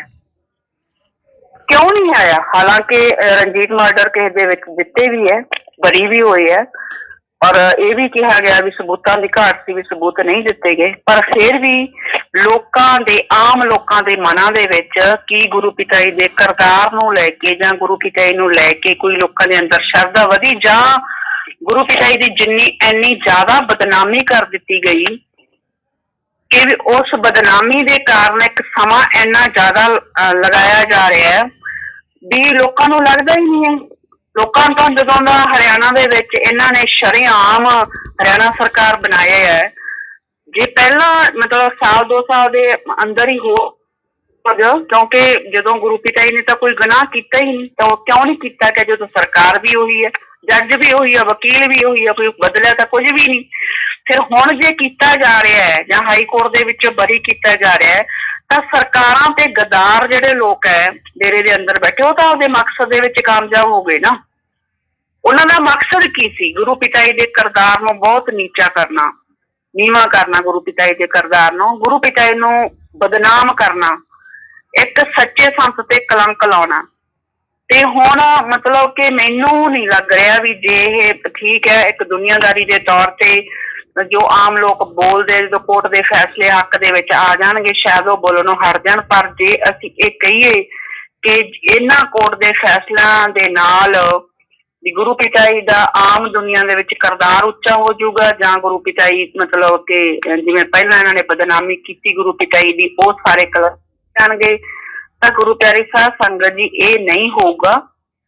ਕਿਉਂਕਿ ਤੁਸੀਂ ਇਹ ਦੇਖੋ ਵੀ ਬੇਸ਼ੱਕ ਇਹ 2 ਕੇਸਾਂ ਦੀ ਵੀ ਗੱਲ ਹੋ ਰਹੀ ਹੈ, ਵੀ ਆ ਰਹੀ ਹੈ ਖਬਰ ਪੋਜ਼ਿਟਿਵ, ਮਤਲਬ ਜਿਵੇਂ ਇਹ ਕਹਿੰਦੇ ਆ, ਪਰ ਨਾਲ ਦੀ ਨਾਲ ਬਰਗਾੜੀ ਕਾਂਡ ਜਿਹੜਾ ਹੋਇਆ ਹੈ, ਜਿਹਦੇ 3 ਕੇਸਾਂ ਦੇ ਵਿੱਚ ਗੁਰੂ ਪਿਤਾਈ ਦਾ ਨਾਮ ਹੈ, ਉਹਦੇ ਟਰਾਇਲ ਸ਼ੁਰੂ ਹੋ ਗਏ ਆ। ਅਗਰ ਮਤਲਬ ਕਿ ਬਰਗਾੜੀ ਕਾਂਡ ਦੇ ਵਿੱਚ ਗੁਰੂ ਪਿਤਾਈ ਨੂੰ ਸਜ਼ਾ ਸੁਣਾਈ ਜਾਂਦੀ ਹੈ, ਤਾਂ ਇਹ ਤਾਂ ਪਹਿਲੇ ਕੇਸਾਂ ਨਾਲੋਂ ਵੀ ਭੈੜਾ ਹੋ ਜਾਊਗਾ, ਕਿਉਂਕਿ ਉਹ ਪੰਜਾਬ ਦੇ ਵਿੱਚ ਚੱਲ ਰਹੇ ਆ। ਜਿਹੜੀ ਸਾਡੀ ਸੈਂਟਰ ਸਰਕਾਰ ਹੈ ਨਾ, ਤੁਸੀਂ ਜਦੋਂ ਮਤਲਬ ਜਿਹੜੇ ਦੇਸ਼ ਦੇ ਰਾਜੇ ਹੈ ਨਾ, ਜਦੋਂ ਉਹਨਾਂ ਦੇ ਅੰਦਰ ਹੀ ਬੇਈਮਾਨੀਆਂ ਆ ਜਾਂਦੀਆਂ, ਜਦੋਂ ਉਹੀ ਬੇਈਮਾਨ ਹੋ ਜਾਂਦੇ ਹੈ, ਤਾਂ ਤੁਸੀਂ ਇਹ ਨਾ ਸੋਚੋ ਕਿ ਮਤਲਬ ਕਿਹੜੇ ਦੇਸ਼ ਦੇ ਹਾਲਾਤ ਆ ਜਾਂ ਉਹ ਸੁਧਰ ਜਾਣਗੇ, ਤਾਂ ਜੋ ਸੱਚੇ ਸੰਤਾਂ ਤੇ ਅਤਿਆਚਾਰ ਹੋ ਰਹੇ ਆ, ਉਹ ਬੰਦ ਹੋ ਜਾਣਗੇ। ਜਦ ਤੱਕ ਇਹ ਅਤਿਆਚਾਰੀ ਰਾਜੇ ਹੈ, ਉਦੋਂ ਤੱਕ ਨਾ ਤਾਂ ਸਾਡੇ ਸਤਿਗੁਰ ਤੋਂ ਇਹ ਜਿਹੜਾ ਲੱਗਿਆ ਐਡਾ ਕਲੰਕ ਇਹ ਲਵੇ, ਤੇ ਨਾ ਸਾਡੇ ਦੇਸ਼ ਦੇ ਜਿਹੜੇ ਹਾਲਾਤ ਆ ਉਹ ਬਦਲਣੇ। ਤੁਸੀਂ ਦੇਖੋਗੇ ਹਜੇ ਆਉਣ ਵਾਲੇ ਸਮੇਂ ਦੇ ਵਿੱਚ ਬਹੁਤ ਕੁਝ ਹੋਊਗਾ, ਇਹੋ ਜਿਹਾ ਕੁਝ ਜਿਹੜਾ ਤੁਸੀਂ ਇਦੋਂ ਪਹਿਲਾਂ ਜ਼ਿੰਦਗੀ 'ਚ ਕਦੇ ਨਹੀਂ ਦੇਖਿਆ ਸੀ। ਬਹੁਤ ਜਲਦੀ ਸਾਡੇ ਦੇਸ਼ ਦੇ ਵਿੱਚ ਆਰਥਿਕ ਮੰਦੀ ਵੀ ਆਊਗੀ। ਬਹੁਤ ਜਲਦੀ ਸਾਡੇ ਦੇਸ਼ ਦੇ ਵਿੱਚ ਮਤਲਬ ਵੱਖ-ਵੱਖ ਧਰਮਾਂ ਦੇ ਨਾਮ ਤੇ ਦੰਗੇ ਵੀ ਭੜਕਾਏ ਜਾਣਗੇ। ਜਿਸ ਤਰ੍ਹਾਂ ਦੇ ਹਾਲਾਤ ਮਤਲਬ ਕਿ ਅਸੀਂ ਦੇਖ ਰਹੇ ਹਾਂ, ਜਦੋਂ ਜਿੱਥੋਂ ਨਿਆਂ ਦੀ ਲੋਕਾਂ ਨੂੰ ਉਮੀਦ ਸੀ, ਨਿਆਂ ਦਾ ਮੰਦਿਰ ਸੀ ਜਿਹੜਾ ਸਾਡਾ ਸੁਪਰੀਮ ਕੋਰਟ, ਜਦੋਂ ਉਹੀ ਇੱਕ ਪਾਰਟੀ ਦੇ ਨਾਲ ਆ ਕੇ ਖੜਾ ਹੋ ਜਾਊਗਾ ਜਾਂ ਸਰਕਾਰਾਂ ਦੇ ਨਾਲ ਮੌਜੂਦਾ ਦੇ ਨਾਲ ਆ ਕੇ ਖੜਾ ਹੋ ਜਾਊਗਾ, ਜਿਹਦੇ ਵਾਸਤੇ ਸਾਡੇ ਸੰਵਿਧਾਨ ਦੇ ਵਿੱਚ ਖਾਸ ਤੌਰ ਤੇ ਇਹ ਲਿਖਿਆ ਗਿਆ ਵੀ ਜਿਹੜੀ ਸਾਡੀ ਨਿਆਂਪਾਲਿਕਾ ਉਹ ਸੁਤੰਤਰ ਹੈ, ਸੁਤੰਤਰ ਨਿਆਂਪਾਲਿਕਾ, ਇਹ ਮਤਲਬ ਕਿ ਲਿਖਿਆ ਗਿਆ ਸਾਡੇ ਸੰਵਿਧਾਨ ਦੇ ਵਿੱਚ। ਜਦੋਂ ਸਾਡੇ ਸੰਵਿਧਾਨ ਦੀਆਂ ਹੀ ਸ਼ਰੇਆਮ ਧੱਜੀਆਂ ਉੱਡ ਰਹੀਆਂ, ਤਾਂ ਤੁਸੀਂ ਆਪ ਦੇਖੋ ਹਾਲਾਤ ਕਿੱਧਰ ਨੂੰ ਜਾਣਗੇ। ਗੁਰੂ ਪਿਆਰੀ ਸਾਧ ਸੰਗਤ ਜੀ, ਤੁਸੀਂ ਹੁਣ ਜਿਵੇਂ ਮਤਲਬ ਕਿ ਦੇਖ ਹੀ ਰਹੇ ਆ ਵੀ ਪਹਿਲਾਂ ਬਾਬਰੀ ਮਸਜਿਦ ਢਾਈ ਗਈ, ਉਸ ਤੋਂ ਬਾਅਦ ਹੁਣ ਘੱਟੋ ਘੱਟ 1800 ਮਸਜਿਦਾਂ ਦੀ ਲਿਸਟ ਬਣੀ ਹੋਈ ਹੈ, ਜਿਹਨੂੰ ਢਾਉਣ ਦੀ ਮਤਲਬ ਕਿ ਪ੍ਰਕਿਰਿਆ ਸ਼ੁਰੂ ਹੋ ਰਹੀ ਹੈ। ਔਰ ਅਜਮੇਰ ਸ਼ਰੀਫ ਮਤਲਬ ਕਿ ਬਾਬਾ ਫਰੀਦ ਜੀ ਜਿਨ੍ਹਾਂ ਦੀ ਗੁਰਬਾਣੀ ਸਾਹਿਬ ਸ਼੍ਰੀ ਗੁਰੂ ਗ੍ਰੰਥ ਸਾਹਿਬ ਦੇ ਵਿੱਚ ਵੀ ਦਰਜ ਹੈ, ਔਰ ਫਰੀਦਕੋਟ ਦੇ ਵਿੱਚ ਪੂਰਾ ਫਰੀਦਕੋਟ ਹੀ ਨਹੀਂ ਪੂਰਾ ਪੰਜਾਬ ਬਾਬਾ ਫਰੀਦ ਜੀ ਨੂੰ ਮੰਨਦਾ ਹੈ। ਬੇਸ਼ੱਕ ਉਹ ਇੱਕ ਮਤਲਬ ਮੁਸਲਮਾਨ ਫਕੀਰ ਹੋਏ ਹੈ, ਪਰ ਫਿਰ ਵੀ ਕਿਉਂਕਿ ਉਹਨਾਂ ਦੀ ਗੁਰਬਾਣੀ ਸਾਹਿਬ ਸ਼੍ਰੀ ਗੁਰੂ ਗ੍ਰੰਥ ਸਾਹਿਬ ਦੇ ਵਿੱਚ ਦਰਜ ਹੈ, ਇਸੇ ਕਰਕੇ ਪੂਰਾ ਪੰਜਾਬ ਆ ਜਿਹੜਾ ਬਾਬਾ ਫਰੀਦ ਜੀ ਨੂੰ ਮੰਨਦਾ। ਤੇ ਉਹਨਾਂ ਜਿਹੜਾ ਅਜਮੇਰ ਸ਼ਰੀਫ ਹੈ, ਉਹ ਮਤਲਬ ਕਿ ਉਹਨਾਂ ਦੇ ਗੁਰੂ ਦੀ ਜਗ੍ਹਾ ਹੈ। ਤਾਂ ਗੁਰੂ ਪਿਆਰੀ ਸਾਧ ਸੰਗਤ ਜੀ, ਤੁਸੀਂ ਆਪ ਦੇਖੋ ਵੀ ਜੋ ਗੁਰੂ ਪਿਤਾ ਜੀ ਵਚਨ ਕਰਿਆ ਕਰਦੇ ਸੀ ਨਾ, ਵੀ ਭਾਈ ਜਦੋਂ ਕਾਲਜੋ ਖਤਮ ਹੋਊਗਾ ਤਾਂ ਉਹ ਇਸ ਤਰ੍ਹਾਂ ਖਤਮ ਨਹੀਂ, ਉਹ ਲੋਕਾਂ ਨੂੰ 2 ਪੋਰਾਂ ਚ ਪੀਸ ਕੇ ਆਟਾ ਕਰ ਦਊਗਾ। ਤੇ ਮੈਨੂੰ ਐ ਲੱਗਦਾ ਵੀ ਇਹ ਜਿਹੜੇ ਸਾਡੇ ਜਿਹੜੇ ਦੇਸ਼ ਦੇ ਰਾਜੇ ਆ, ਜਿਹੜੀਆਂ ਪਾਰਟੀਆਂ ਰਾਜ ਕਰ ਰਹੀਆਂ, ਜਦੋਂ ਉਹਨਾਂ ਦੇ ਅੰਦਰ ਹੀ ਕਾਲ ਮਹਾਕਾਲ ਆ ਕੇ ਬੈਠ ਗਿਆ, ਤਾਂ ਫਿਰ ਇਹ 2 ਪੋਰਾਂ ਚ ਲੋਕਾਂ ਨੂੰ ਪੀਸਣ ਦੀ ਤਿਆਰੀ ਹੈ, 2 ਪੋਰਾਂ ਚ ਪੀਸ ਕੇ ਲੋਕਾਂ ਨੂੰ ਆਟਾ ਬਣਾਉਣ ਦੀ ਤਿਆਰੀ ਹੈ। ਕਿਉਂਕਿ ਜਦੋਂ ਤੁਸੀਂ ਇੰਨੀਆਂ ਮਤਲਬ ਕਿ ਜੋ ਪੁਰਾਣੀਆਂ ਜਾਂ ਇੰਨੀਆਂ ਜਿੱਥੇ ਬਾਹਰਲੇ ਦੇਸ਼ਾਂ ਤੋਂ ਲੋਕ ਆ ਕੇ ਫਾਇਦਾ ਕਰਦੇ, ਜੇ ਕਿਸੇ ਦੀ ਵੀ ਧਾਰਮਿਕ ਸਥਾਨ ਤੇ ਤੁਸੀਂ ਇਸ ਤਰ੍ਹਾਂ ਕਰੋਗੇ, ਤਾਂ ਗੁਰੂ ਪਿਆਰੀ ਸਾਧ ਸੰਗਤ ਜੀ, ਆਪਾਂ ਨੂੰ ਵੀ ਪਤਾ ਹੈ ਕੋਈ ਕਿੰਨਾ ਸਮਾਂ ਚੁੱਪ ਰਹਿ ਸਕਦਾ ਹੈ। ਇਹ ਜਾਣ ਬੁੱਝ ਕੇ ਮਤਲਬ ਕਿ ਦੰਗੇ ਭੜਕਾਉਣ ਦੀ ਖਾਤਰ ਹੀ ਲੋਕਾਂ ਨੂੰ ਬਹੁਤ ਜ਼ਿਆਦਾ ਉਕਸਾਇਆ ਜਾ ਰਿਹਾ। ਉਧਰ ਪੰਜਾਬ ਦੇ ਵਿੱਚ ਵੀ ਸਿੱਖਾਂ ਨੂੰ ਉਕਸਾਇਆ ਜਾ ਰਿਹਾ ਹੈ। ਇਕੱਲਾ ਇਹ ਨਹੀਂ ਹੈ ਵੀ ਅਜਮੇਰ ਸ਼ਰੀਫ ਦੀ ਗੱਲ ਹੋ ਰਹੀ ਹੈ, ਹਰਿਮੰਦਰ ਸਾਹਿਬ ਦੀ ਗੱਲ ਵੀ ਹੋ ਰਹੀ ਹੈ। ਹਰਿਮੰਦਰ ਸਾਹਿਬ ਦੇ ਵਿੱਚ ਵੀ ਬਹੁਤ ਵਾਰੀ ਹੁਣ ਨਹੀਂ, ਜਦੋਂ ਮਤਲਬ ਕਿ ਅਯੋਧਿਆ ਦੇ ਵਿੱਚ ਰਾਮ ਮੰਦਿਰ ਬਣਿਆ ਸੀ, ਉਦੋਂ ਵੀ ਬਹੁਤ ਜ਼ਿਆਦਾ ਜਿਹੜਾ IT ਵਿੰਗ ਸੀ BJP ਦਾ, ਉਹਨਾਂ ਨੇ ਇਹ ਚਲਾਇਆ ਸੀ ਵੀ ਜਿਹੜਾ ਵਿਸ਼ਨੂੰ ਭਗਵਾਨ ਦਾ ਮੰਦਿਰ ਸੀ, ਜਿੱਥੇ ਹਰਿਮੰਦਰ ਸਾਹਿਬ ਬਣਿਆ ਹੋਇਆ ਅੰਮ੍ਰਿਤਸਰ ਦੇ ਵਿੱਚ। ਤਾਂ ਗੁਰੂ ਪਿਆਰੀ ਸਾਧ ਸੰਗਤ ਜੀ, ਸਮਾਂ ਜਿਹੜਾ ਆਉਣ ਵਾਲਾ ਬਹੁਤ ਭਿਆਨਕ ਆ ਰਿਹਾ ਹੈ। ਐਵੇਂ ਨਹੀਂ ਗੁਰੂ ਨਾਨਕ ਦੇਵ ਜੀ ਨੇ ਮਤਲਬ ਕਿ ਕਿਹਾ ਵੀ ਰਾਜੇ ਸੀ ਮੁਕੱਦਮ ਕੁੱਤੇ, ਜਾਏ ਜਗਾਨ ਬੈਠੇ ਸੁੱਤੇ, ਚਾਕਰ ਨਹਿਦਾ ਪਾਇਨ ਘਾਓ, ਰਤ ਪਿੱਤ ਕੁੱਤਿਓ ਚੱਟ ਜਾਓ, ਰਤ ਪੀਨੇ ਰਾਜੇ ਸਿਰੇ ਉੱਪਰ ਰੱਖਿਓ, ਐਵੇਂ ਜਾਪੇ ਭਾਓ। ਮਤਲਬ ਉਦੋਂ ਵੀ ਜਿਹੜੇ ਰਾਜੇ ਸੀ ਨਾ, ਸਾਹਿਬ ਸ਼੍ਰੀ ਗੁਰੂ ਨਾਨਕ ਦੇਵ ਜੀ ਨੇ ਰਾਜਿਆਂ ਬਾਰੇ ਇੰਨਾ ਮਤਲਬ ਕਿ ਸਖਤ ਅਲਫਾਜ਼ ਕਿਉਂ ਵਰਤੇ ਹੈ?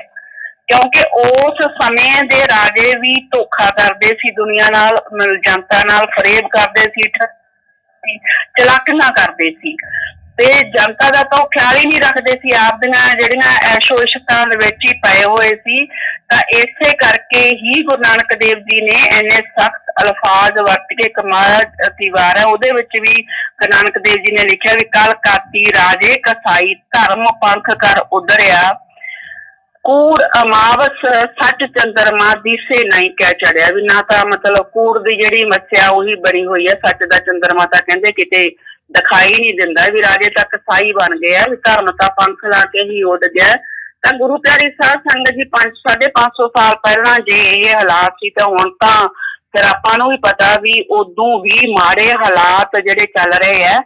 ਤਾਂ ਇਸੇ ਉਸ ਸਮੇਂ ਦੇ ਹਾਲਾਤਾਂ ਬਾਰੇ ਇੱਕ ਵਾਰੀ ਭਾਈ ਗੁਰਦਾਸ ਜੀ ਨੇ ਵੀ ਆਪਣੀ ਵਾਰ ਦੇ ਵਿੱਚ ਲਿਖਿਆ, ਜੋ ਅੱਜ ਵੀ ਸਾਡੇ ਰਾਜਿਆਂ ਤੇ ਲਾਗੂ ਹੁੰਦਾ ਹੈ। ਕੋਈ ਇਹ ਨਹੀਂ ਹੈ ਕਿ ਜੋ ਚਾਹੇ ਗੁਰਬਾਣੀ ਦੇ ਵਿੱਚ ਜੋ ਵੀ ਲਿਖਿਆ ਤਾਂ ਜਾਂ ਭਾਈ ਗੁਰਦਾਸ ਦੀਆਂ ਵਾਰਾਂ ਦੇ ਵਿੱਚ ਵੀ ਬਹੁਤ ਕੁਝ ਸੱਚ ਲਿਖਿਆ ਹੋਇਆ ਹੈ। ਕੱਲ ਆਈ ਕੁੱਤੇ ਮੋਹੀ ਖਾਜ ਹੋਇਆ ਮਰਦਾਰ ਗੁਸਾਈ ਰਾਜੇ ਪਾਪ ਕਮਾਉਂਦੇ। ਦੇਖੋ ਕਿੰਨਾ ਕਲੀਅਰ ਉਹਨਾਂ ਨੇ ਲਿਖਿਆ ਕਿ ਰਾਜੇ ਪਾਪ ਕਮਾਉਂਦੇ ਉਲਟੀ ਵਾੜ ਖੇਤ ਕੋ ਖਾਈ, ਪਰਜਾ ਅੰਧੀ ਗਿਆਨ ਬਿਨ ਕੂੜ ਕਸੁੱਤ ਮੁੱਖੋਂ ਅਲਾਈ। ਵੀ ਪਰਜਾ ਤਾਂ ਗਿਆਨ ਤੋਂ ਬਿਨਾਂ ਹੀ ਇੰਨੀ ਗਿਆਨ ਹੀ ਹੈ ਨਹੀਂ ਪਰਜਾ ਨੂੰ ਤਾਂ, ਪਰ ਰਾਜੇ ਇੰਨਾ ਪਾਪ ਕਮਾ ਰਹੀ ਉਲਟੀ ਵਾੜ ਹੀ ਖੇਤ ਨੂੰ ਖਾ ਰਹੀ ਹੈ। ਤਾਂ ਗੁਰੂ ਪਿਆਰੀ ਸਾਧ ਸੰਗਤ ਜੀ ਮਤਲਬ ਜਦੋਂ ਰਾਜੇ ਹੀ ਕਸਾਈ ਬਣ ਜਾਣ, ਜਦੋਂ ਰਾਜੇ ਹੀ ਪਾਪ ਕਮਾਉਣ ਲੱਗ ਜਾਣ, ਜਦੋਂ ਉਲਟੀ ਵਾੜ ਹੀ ਖੇਤ ਨੂੰ ਖਾਣ ਲੱਗ ਜਾਵੇ ਤਾਂ ਉਦੋਂ ਸਿਰਫ ਤੇ ਸਿਰਫ ਜਿਹੜਾ ਫਿਰ ਇੱਕੋ ਹੀ ਰਾਹ ਰਹਿ ਜਾਂਦਾ ਉਸ ਪਰਮ ਪਿਤਾ ਪਰਮਾਤਮਾ ਦਾ। ਫਿਰ ਬੰਦਿਆਂ ਦੇ ਵੱਸ ਜਾਂ ਇਨਸਾਨਾਂ ਦੇ ਵੱਸ ਨਹੀਂ ਰਹਿੰਦਾ। ਹਾਂ ਇਹ ਠੀਕ ਹੈ ਕਿ ਸਾਨੂੰ ਜਿਹੜੀ ਆਪਦੀ ਉਹ ਨਹੀਂ ਛੱਡਣੀ ਚਾਹੀਦੀ, ਜਿੰਨੀ ਕੁ ਆਪਾਂ ਕੋਸ਼ਿਸ਼ ਕਰ ਸਕਦੇ ਆ ਉਨੀ ਕੁ ਆਪਾਂ ਜਿਹੜੀ ਫੇਥ ਵਰਸਸ ਵਰਡਿਕਟ ਦੀ ਟੀਮ ਕਰ ਰਹੀ ਹੈ। ਪਰ ਜਿਸ ਤਰ੍ਹਾਂ ਮਤਲਬ 7 ਸਾਲ ਪਹਿਲਾਂ ਦਾ ਆਪਾਂ ਚੱਲੀਏ ਜੇ, ਜਾਂ ਆਪਾਂ 2018 ਦੇ ਵਿੱਚ ਜਦੋਂ ਫੇਥ ਵਰਸਸ ਵਰਡਿਕਟ ਸ਼ੁਰੂ ਕੀਤਾ ਸੀ ਤਾਂ ਉਦੋਂ ਬਹੁਤ ਵੱਡੀ ਇੱਕ ਉਮੀਦ ਖੜੀ ਸੀਗੀ ਵੀ ਮਤਲਬ ਸੁਪਰੀਮ ਕੋਰਟ ਤੇ, ਸੁਪਰੀਮ ਕੋਰਟ ਹੈ ਜਾਂ ਜਿਹੜੀ ਹਾਈ ਕੋਰਟ ਹੈ, ਜਿਹੜੇ ਜੱਜ ਆ ਜਿਹੜੇ ਮਤਲਬ ਸਾਡਾ ਦੇਸ਼ ਦੇ ਉਹ ਕੁਛ ਮਤਲਬ ਕਿ ਲੱਗਦਾ ਸੀ ਕਿ ਸੱਚ ਦੇ ਹੱਕ ਦੇ ਵਿੱਚ ਖੜੇ ਹੈ। ਪਰ ਹੁਣ ਜਿਸ ਤਰ੍ਹਾਂ ਮਤਲਬ ਕਿ ਆਉਂਦੇ ਆਉਂਦੇ 2024 ਤਾਂ ਇਸ ਤਰ੍ਹਾਂ ਲੱਗਦਾ ਵੀ ਹੁਣ ਤਾਂ ਸੱਚ ਜਿਹੜਾ ਬਿਲਕੁਲ ਕਿਤੇ ਰਿਹਾ ਹੀ ਨਹੀਂ ਹੈ। ਇਹ ਤਾਂ ਬਸ ਉਹ ਗੁਰਬਾਣੀ ਵਾਂਗੂ ਬਸ ਗੁਰੂ ਨਾਨਕ ਦੇਵ ਜੀ ਨੇ ਕਿਹਾ ਜਿਵੇਂ ਵੀ ਕੂੜ ਫਿਰੇ ਪ੍ਰਧਾਨ ਵੇ ਲਾਲੋ, ਬਸ ਇਹ ਤਾਂ ਹੁਣ ਗੁਰੂ ਪਿਆਰੀ ਸਾਧ ਸੰਗਤ ਜੀ 4 ਸਵੇਰੇ ਕੂੜ ਹੀ ਪ੍ਰਧਾਨ ਹੋ ਗਿਆ। ਤੇ ਜਦੋਂ 4 ਸਵੇਰੇ ਕੂੜ ਹੀ ਪ੍ਰਧਾਨ ਹੋ ਜਾਏ, ਕੂੜ ਦਾ ਮਤਲਬ ਝੂਠ, ਤੇ ਜਦੋਂ ਝੂਠ ਦਾ ਪਸਾਰਾ ਹੋ ਜਾਵੇ ਤਾਂ ਫਿਰ ਉੱਥੇ ਆਮ ਇਨਸਾਨਾਂ ਦੀ ਕੋਈ ਨਹੀਂ ਚੱਲਦੀ। ਇਸੇ ਕਰਕੇ ਮੈਨੂੰ ਲੱਗਦਾ ਸ਼ਾਇਦ ਗੁਰੂ ਪਿਤਾ ਜੀ ਨੇ ਫਿਰ ਮਤਲਬ ਗੁਰੂ ਪਿਤਾ ਜੀ ਨੂੰ ਪਤਾ ਸੀ ਆਉਣ ਵਾਲੇ ਸਮੇਂ ਦਾ, ਇਸੇ ਕਰਕੇ ਉਹਨਾਂ ਨੇ ਮਤਲਬ ਕਿ ਚਾਹੇ ਉਹ ਫਿਲਮ ਦੇ ਵਿੱਚ ਹੀ ਡਾਇਲੌਗ ਬੋਲਿਆ ਵੀ ਦੁਸ਼ਮਣੋਂ ਕੇ लिए आपका बाप अकेला ही काफी है। ਤਾਂ ਜੇ ਗੁਰੂ ਪਿਤਾ ਜੀ ਨੇ ਇਹ ਡਾਇਲੌਗ ਬੋਲਿਆ ਤਾਂ ਦੁਸ਼ਮਣਾਂ ਦੇ ਲਈ ਉਹ ਇਕੱਲੇ ਕਾਫੀ ਹੈ। ਇਹੋ ਜਿਹੀ ਨਹੀਂ ਗੱਲ ਕਿ ਉਹਨਾਂ ਨੂੰ ਇਹ ਨਹੀਂ ਕਿ ਸਾਡੀ ਲੋੜ ਹੈ, ਅਸੀਂ ਮਤਲਬ ਕਿ ਜੇ ਗੁਰੂ ਪਿਤਾ ਜੀ ਲਈ ਕੁਝ ਕਰਾਂਗੇ ਤਾਂ ਹੀ ਗੁਰੂ ਪਿਤਾ ਜੀ ਵਾਪਸ ਆਉਣਗੇ, ਜਾਂ ਸਾਡੀਆਂ ਕੋਸ਼ਿਸ਼ਾਂ ਹੀ ਗੁਰੂ ਪਿਤਾ ਜੀ ਨੂੰ ਵਾਪਸ ਲਿਆ ਸਕਦੀਆਂ। ਗੁਰੂ ਪਿਆਰੀ ਸਾਧ ਸੰਗਤ ਜੀ ਉਹ ਕੋਈ ਛੋਟੇ ਤਾਂ ਹੈ ਨਹੀਂ, ਉਹ ਤਾਂ ਕੁੱਲ ਮਾਲਕ ਹੈ, ਪਾਰ ਬ੍ਰਹਮ ਪਰਮੇਸ਼ਵਰ ਹੈ। ਉਹਨਾਂ ਦੀ ਸ਼ਕਤੀ ਤਾਂ ਮਤਲਬ ਅਪਰੰਪਾਰ ਹੈ, ਸਰਵ ਸਮਰੱਥ ਹੈ, ਸਰਵ ਸ਼ਕਤੀਮਾਨ ਹੈ। ਉਹ ਕੁਝ ਵੀ ਕਰ ਸਕਦੇ ਆ। ਗੁਰੂ ਪਿਤਾ ਜੀ ਕਹਿੰਦੇ ਹੁੰਦੇ ਸੀ ਭਾਈ ਸਤਿਗੁਰ ਚਾਹਵੇ ਨਾ ਇੱਕ ਪਲ ਤੋਂ ਪਹਿਲਾਂ ਸਾਰੀ ਧਰਤੀ ਹੀਰੇ ਜਵਾਹਰਤ ਦੀ ਬਣਾ ਸਕਦਾ, ਤੇ ਜਿਹੜਾ ਸਤਿਗੁਰ ਤੋਂ ਪਹਿਲਾਂ ਸਾਰੀ ਧਰਤੀ ਹੀਰੇ ਜਵਾਹਰਤ ਦੀ ਬਣਾ ਸਕਦੀ ਤੇ ਗੁਰੂ ਪਿਆਰੀ ਸਾਧ ਸੰਗਤ ਜੀ ਆਪਣੀ ਤਾਂ ਕੋਈ ਔਕਾਤ ਨਹੀਂ ਨਾ ਉਸਦੇ ਸਾਹਮਣੇ। ਪਰ ਫਿਰ ਵੀ ਇਹ ਨਹੀਂ ਹੈ ਚਾਹੇ ਕੋਈ ਵੀ ਹੋਵੇ ਸਾਨੂੰ ਆਪਦੀ ਕੋਸ਼ਿਸ਼ ਨਹੀਂ ਛੱਡਣੀ ਚਾਹੀਦੀ ਕਿ ਕੋਸ਼ਿਸ਼ ਕਰਨ ਵਾਲਿਆਂ ਦੀ ਕਦੇ ਹਾਰ ਨਹੀਂ ਹੁੰਦੀ। ਇਹ ਵੀ ਗੁਰੂ ਪਿਤਾ ਜੀ ਦੇ ਵਚਨ ਸੀ। ਜਿੰਨਾ ਕੁ ਅਸੀਂ ਕਰ ਸਕਦੇ ਹਾਂ ਜਾਂ ਆਉਣ ਵਾਲੇ ਸਮੇਂ ਦੇ ਵਿੱਚ ਜਿੰਨਾ ਕੁ ਫੇਥ ਵਰਸਸ ਵਰਡਿਕਟ ਨੂੰ ਲੱਗੂਗਾ ਓਨਾ ਕੁ ਕਰਾਂਗੇ। ਪਰ ਜਿਵੇਂ ਦਿਨੋਂ ਦਿਨ ਗੁਰੂ ਪਿਆਰੀ ਸਾਧ ਸੰਗਤ ਜੀ ਹਾਲਾਤ ਦੇਸ਼ ਦੇ ਬਦਲ ਰਹੇ ਹੈ, ਪੂਰੀ ਦੁਨੀਆ ਦੇ ਬਦਲ ਰਹੇ ਹੈ, ਦੇਸ਼ ਦੇ ਹੀ ਨਹੀਂ, ਹਰ ਰੋਜ਼ ਆਪਾਂ ਦੇਖਦੇ ਹਾਂ ਪਹਿਲਾਂ ਵਾਲੇ ਸਮੇਂ ਨਾਲੋਂ ਜਿਹੜਾ ਹੁਣ ਮਤਲਬ ਕਿ ਹਰ ਰੋਜ਼ ਬਹੁਤ ਤੇਜ਼ੀ ਨਾਲ ਹਾਲਾਤ ਬਦਲ ਰਹੇ ਹੈ। ਪੂਰੀ ਦੁਨੀਆ ਦੇ ਹਾਲਾਤ ਤੇਜ਼ੀ ਨਾਲ ਬਦਲ ਰਹੇ। ਜਿੱਥੇ ਜਿੱਥੇ ਜੰਗ ਲੱਗ ਗਈ ਉਸ ਜਗ੍ਹਾ ਤੋਂ ਜੰਗ ਨਹੀਂ ਬੰਦ ਹੋ ਰਹੀ। ਤਾਂ ਗੁਰੂ ਪਿਆਰੀ ਸਾਧ ਸੰਗਤ ਜੀ ਦੇਖੋ, ਤੀਜਾ ਜਿਹੜਾ ਵਿਸ਼ਵ ਯੁੱਧ ਹੈ ਉਹ ਬਾਰੇ ਜਦੋਂ ਗੁਰੂ ਪਿਤਾ ਜੀ ਨੂੰ ਪੁੱਛਿਆ ਗਿਆ ਸੀ ਤਾਂ ਗੁਰੂ ਪਿਤਾ ਜੀ ਨੇ ਉਦੋਂ ਵਚਨ ਕੀਤੇ ਸੀ।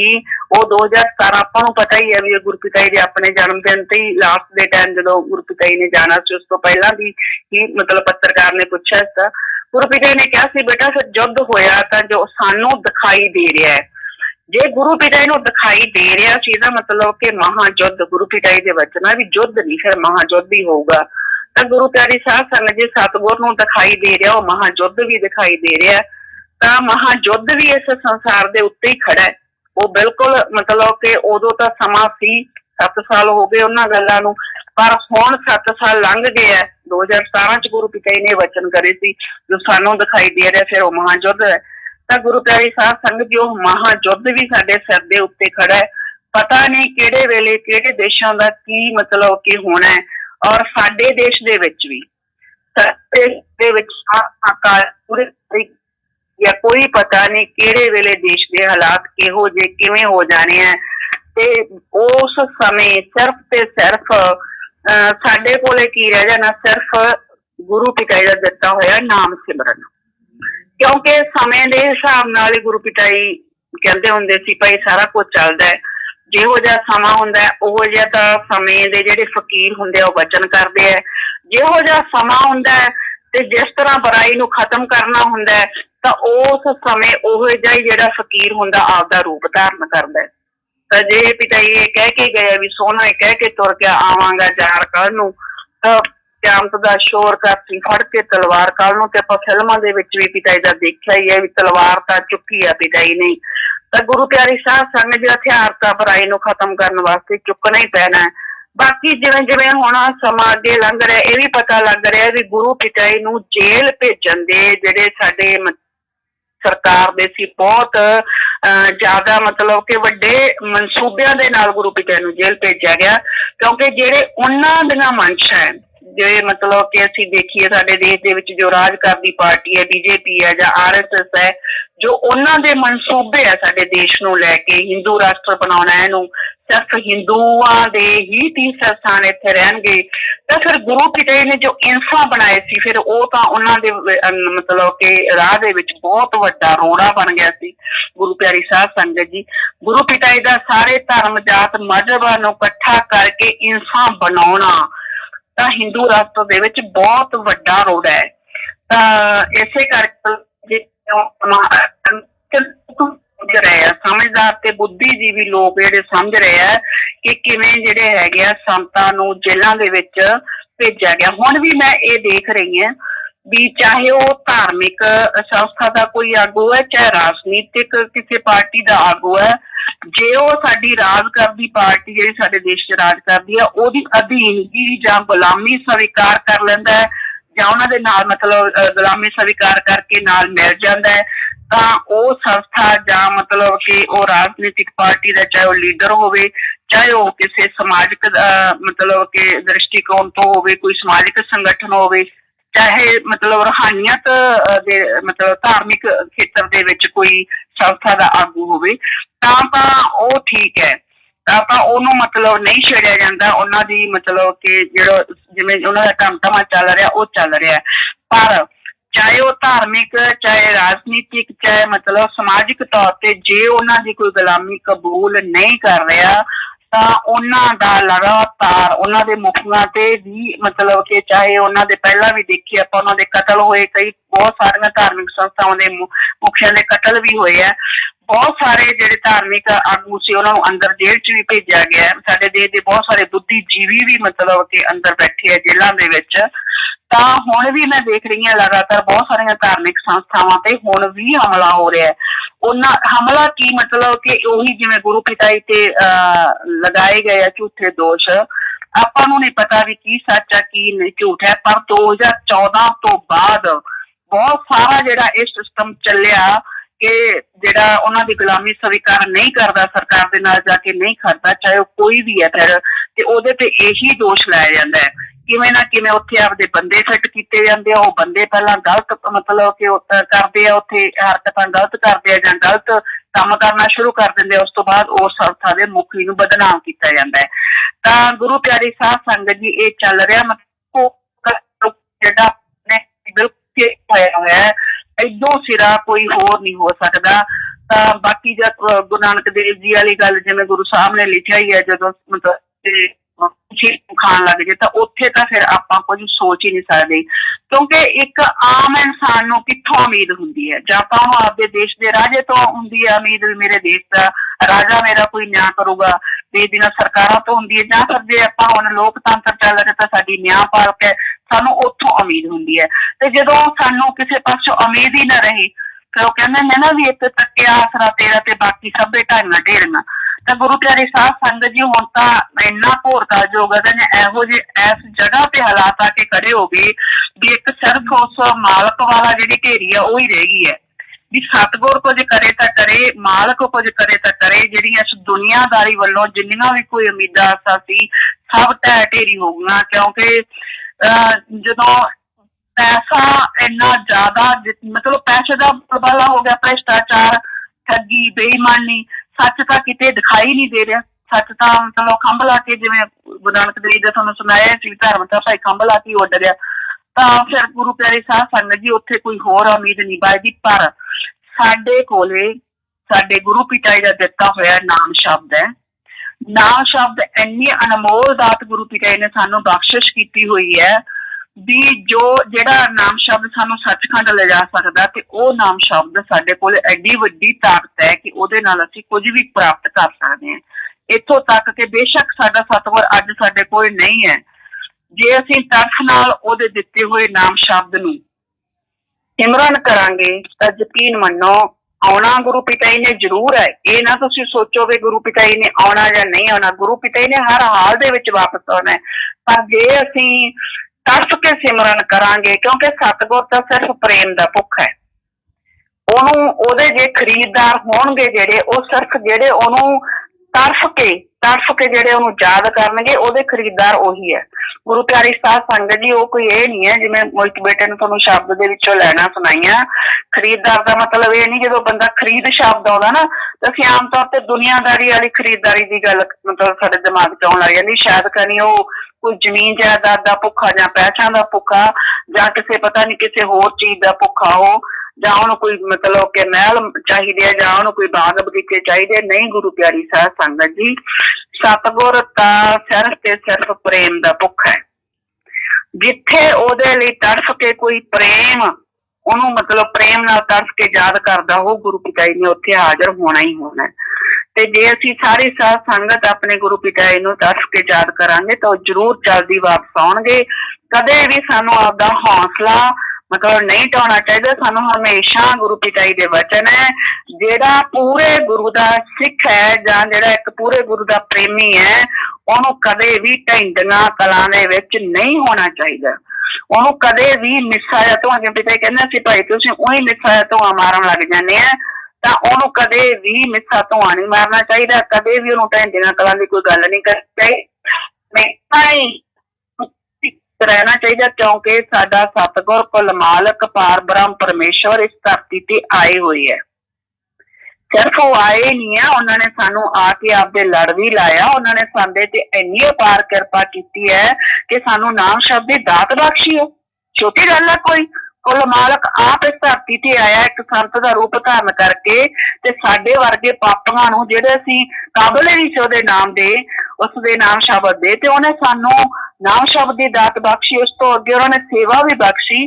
ਤਾਂ ਗੁਰੂ ਪਿਆਰੀ ਸਾਧ ਸੰਗਤ ਜੀ, ਫਿਰ ਪ੍ਰੇਮ ਪੈਦਾ ਕਰਨਾ ਤਾਂ ਸਾਡਾ ਮਤਲਬ ਬੇਸ਼ੱਕ ਪ੍ਰੇਮ ਵੀ ਸਤਿਗੁਰ ਦੀ ਰਹਿਮਤ ਨਾਲ ਹੀ ਪ੍ਰਾਪਤ ਹੁੰਦਾ ਹੈ, ਪਰ ਫਿਰ ਵੀ ਕਿਤੇ ਕਹਿੰਦੇ ਹੁੰਦੇ ਇੱਕ ਕਦਮ ਜੇ ਤੁਸੀਂ ਚੁੱਕੋ ਸਤਿਗੁਰ ਵੱਲ, ਤੇ ਲੱਖਾਂ ਕਦਮ ਸਤਿਗੁਰ ਚੱਲ ਕੇ ਆਉਂਦਾ ਹੈ।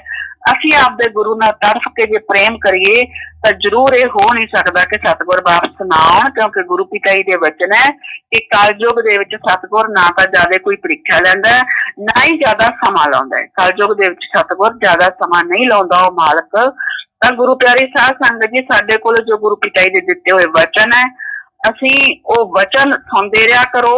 ਜਦੋਂ ਅਸੀਂ ਗੁਰੂ ਪਿਤਾ ਜੀ ਦੇ ਵਚਨ ਸੁਣਦੇ ਆ ਨਾ, ਸਾਨੂੰ ਬਹੁਤ ਸਾਰੇ ਵਚਨਾਂ 'ਚ ਬਹੁਤ ਸਾਰਾ ਹੌਸਲਾ ਮਿਲਦਾ ਹੈ। ਗੁਰੂ ਪਿਤਾ ਜੀ ਨੇ ਜਿਵੇਂ ਇੱਕ ਜਗ੍ਹਾ ਤੇ ਵਚਨ ਕੀਤੇ ਆ ਵੀ ਆਪਣੇ ਸਤਿਗੁਰ ਨੂੰ ਲੱਖਾਂ ਕਰੋੜਾਂ ਅਸੀਂ ਸਾਜਦਾ ਕਰਦੇ ਹਾਂ ਜਿਨ੍ਹਾਂ ਨੇ ਨੇਕੀ ਭਲਾਈ ਤੇ ਚੱਲਣਾ ਸਿਖਾਇਆ। ਦੇਖੋ ਗੁਰੂ ਪਿਤਾ ਜੀ ਖੁਦ ਵੀ ਆਪਦੇ ਸਤਿਗੁਰ ਨੂੰ ਸਾਜਦਾ ਕਰ ਰਹੇ ਆ। ਗੁਰੂ ਪਿਤਾ ਜੀ ਦੇ ਵਚਨ ਹੈ ਜਿਹੜੇ ਮੈਂ ਤੁਹਾਨੂੰ ਸੁਣਾ ਰਹੀ ਹਾਂ। ਗੁਰੂ ਪਿਤਾ ਜੀ ਕੀ ਵਚਨ ਕਰ ਸਤਿਗੁਰ ਨੂੰ ਲੱਖਾਂ ਕਰੋੜਾਂ ਸਾਜਦਾ ਕਰਦੇ ਆ ਜਿਨ੍ਹਾਂ ਨੇ ਨੇਕੀ ਭਲਾਈ ਤੇ ਚੱਲਣਾ ਸਿਖਾਇਆ। ਫਿਰ ਗੁਰੂ ਪਿਤਾ ਜੀ ਲਿਖ ਰਹੇ ਆ, ਮਤਲਬ ਕਿ ਗੁਰੂ ਪਿਤਾ ਜੀ ਅੱਗੇ ਵਚਨ ਕਰ ਰਹੇ ਆ। ਕਹਿੰਦੇ ਬੇਪਰਵਾਹੀ ਨੇ ਇੱਕ ਭਜਨ ਬਣਾਇਆ ਹੈ, ਰੋਕਣੇ ਵਾਲੇ ਰੋਕ ਰਹੇ ਹੈ, ਸਤਸੰਗ ਵਿੱਚ ਪ੍ਰੇਮੀ ਚੱਲ ਕੇ ਆ ਰਹੇ ਹੈ। ਕਹਿੰਦੇ ਲੋਕ ਪਤਾ ਨਹੀਂ ਰੋਕਣ ਦੇ ਕੀ ਕਾਰਨ ਤੇ ਕੀ ਤਰੀਕੇ ਪਿਤਾ ਜੀ ਕਹਿੰਦੇ ਬਣਾਉਂਦੇ ਰਹਿੰਦੇ ਆ, ਪਰ ਮਾਲਕ ਦੇ ਪਿਆਰੇ ਬਹੁਤ ਹੀ ਬੁਲੰਦ ਹੌਸਲਿਆਂ ਨਾਲ ਆਪਣੀ ਸੇਵਾ ਨਹੀਂ ਛੱਡਦੇ। ਉਹ ਅੱਗੇ ਹੀ ਵੱਧਦੇ ਜਾ ਰਹੇ ਹਨ, ਅੰਦਰ ਬਾਹਰ ਵੀ। ਫਿਰ ਪਿਤਾ ਜੀ ਕਹਿੰਦੇ ਫਿਰ ਉਹ ਅੱਗੇ ਹੀ ਵੱਧਦੇ ਹਨ। ਜਿਹੜੇ ਗੁਰੂ ਪਿਤਾ ਜੀ ਕਹਿੰਦੇ ਭਾਈ ਬੁਲੰਦ ਹੌਸਲਿਆਂ ਨਾਲ ਆਪਦੀ ਸੇਵਾ ਨਹੀਂ ਛੱਡਦੇ, ਅੱਗੇ ਵੱਧਦੇ ਜਾ ਰਹੇ ਹਨ। ਕਹਿੰਦੇ ਅੰਦਰ ਬਾਹਰ ਵੀ ਫਿਰ ਉਹ ਅੱਗੇ ਹੀ ਵੱਧਦੇ ਹਨ, ਪਿੱਛੇ ਨਹੀਂ ਹੁੰਦੇ। ਅੰਦਰੋਂ ਮਾਲੋ ਮਾਲ ਤੇ ਬਾਹਰੋਂ ਮਾਲੋ ਮਾਲ। ਮਾਲਕ ਕੋਈ ਕਮੀ ਨਹੀਂ ਛੱਡਦਾ। ਜਿਨ੍ਹਾਂ ਨੂੰ ਦ੍ਰਿੜ ਯਕੀਨ ਹੈ, ਦ੍ਰਿੜ ਵਿਸ਼ਵਾਸ ਹੈ, ਯਕੀਨ ਮੰਨੋ ਉਸ ਦੇ ਕਾਜ ਸਤਿਗੁਰ ਮੌਲਾ ਆਪ ਸਵਾਰਦੇ ਹੈ। ਤਾਂ ਦ੍ਰਿੜ ਯਕੀਨ ਰੱਖੋ, ਇਹ ਹੋ ਨਹੀਂ ਸਕਦਾ ਕਿ ਉਹ ਸੁਣੇ ਨਾ। ਸੁਣਦਾ ਹੈ, ਦੇਰੀ ਹੋ ਸਕਦੀ ਹੈ, ਅੰਧੇਰ ਨਹੀਂ। ਗੁਰੂ ਪਿਤਾ ਜੀ ਦੇ ਵਚਨ ਹੈ, ਗੁਰੂ ਪਿਆਰੀ ਸਾਧ ਸੰਗਤ ਜੀ, ਜੋ ਮੈਂ ਤੁਹਾਨੂੰ ਸੁਣਾ ਰਹੀ ਹਾਂ ਵੀ ਦੇਰੀ ਹੋ ਸਕਦੀ ਹੈ, ਅੰਧੇਰ ਨਹੀਂ ਹੈ। ਅਤੇ ਦੇਰੀ ਵੀ ਤੁਹਾਡੇ ਕਰਮਾਂ ਦੀ ਵਜ੍ਹਾ ਨਾਲ ਹੋ ਸਕਦੀ ਹੈ। ਗੁਰੂ ਪਿਆਰੀ ਸਾਧ ਸੰਗਤ ਜੀ, ਜੇ ਅੱਜ ਵੀ ਸਤਿਗੁਰ ਨੂੰ ਦੇਰੀ ਹੋ ਰਹੀ ਹੈ ਤਾਂ ਇਹ ਸਾਡੇ ਹੀ ਕਰਮ ਹੋਣਗੇ, ਸਾਡੇ ਹੀ ਕੋਈ ਪਾਪ ਗੁਨਾਹ ਹੋਣਗੇ ਜਿਹੜਾ ਸਤਿਗੁਰ ਸਾਡੇ ਤੋਂ ਦੂਰ ਹੋ ਗਿਆ ਤੇ ਹੁਣ ਵੀ ਜਿਹੜਾ ਹਜੇ ਸਾਨੂੰ ਦਰਸ਼ਨ ਨਹੀਂ ਹੋ ਰਹੇ। ਫਿਰ ਅੱਗੇ ਗੁਰੂ ਪਿਤਾ ਜੀ ਵਚਨ ਕਰ ਰਹੇ ਹੈ।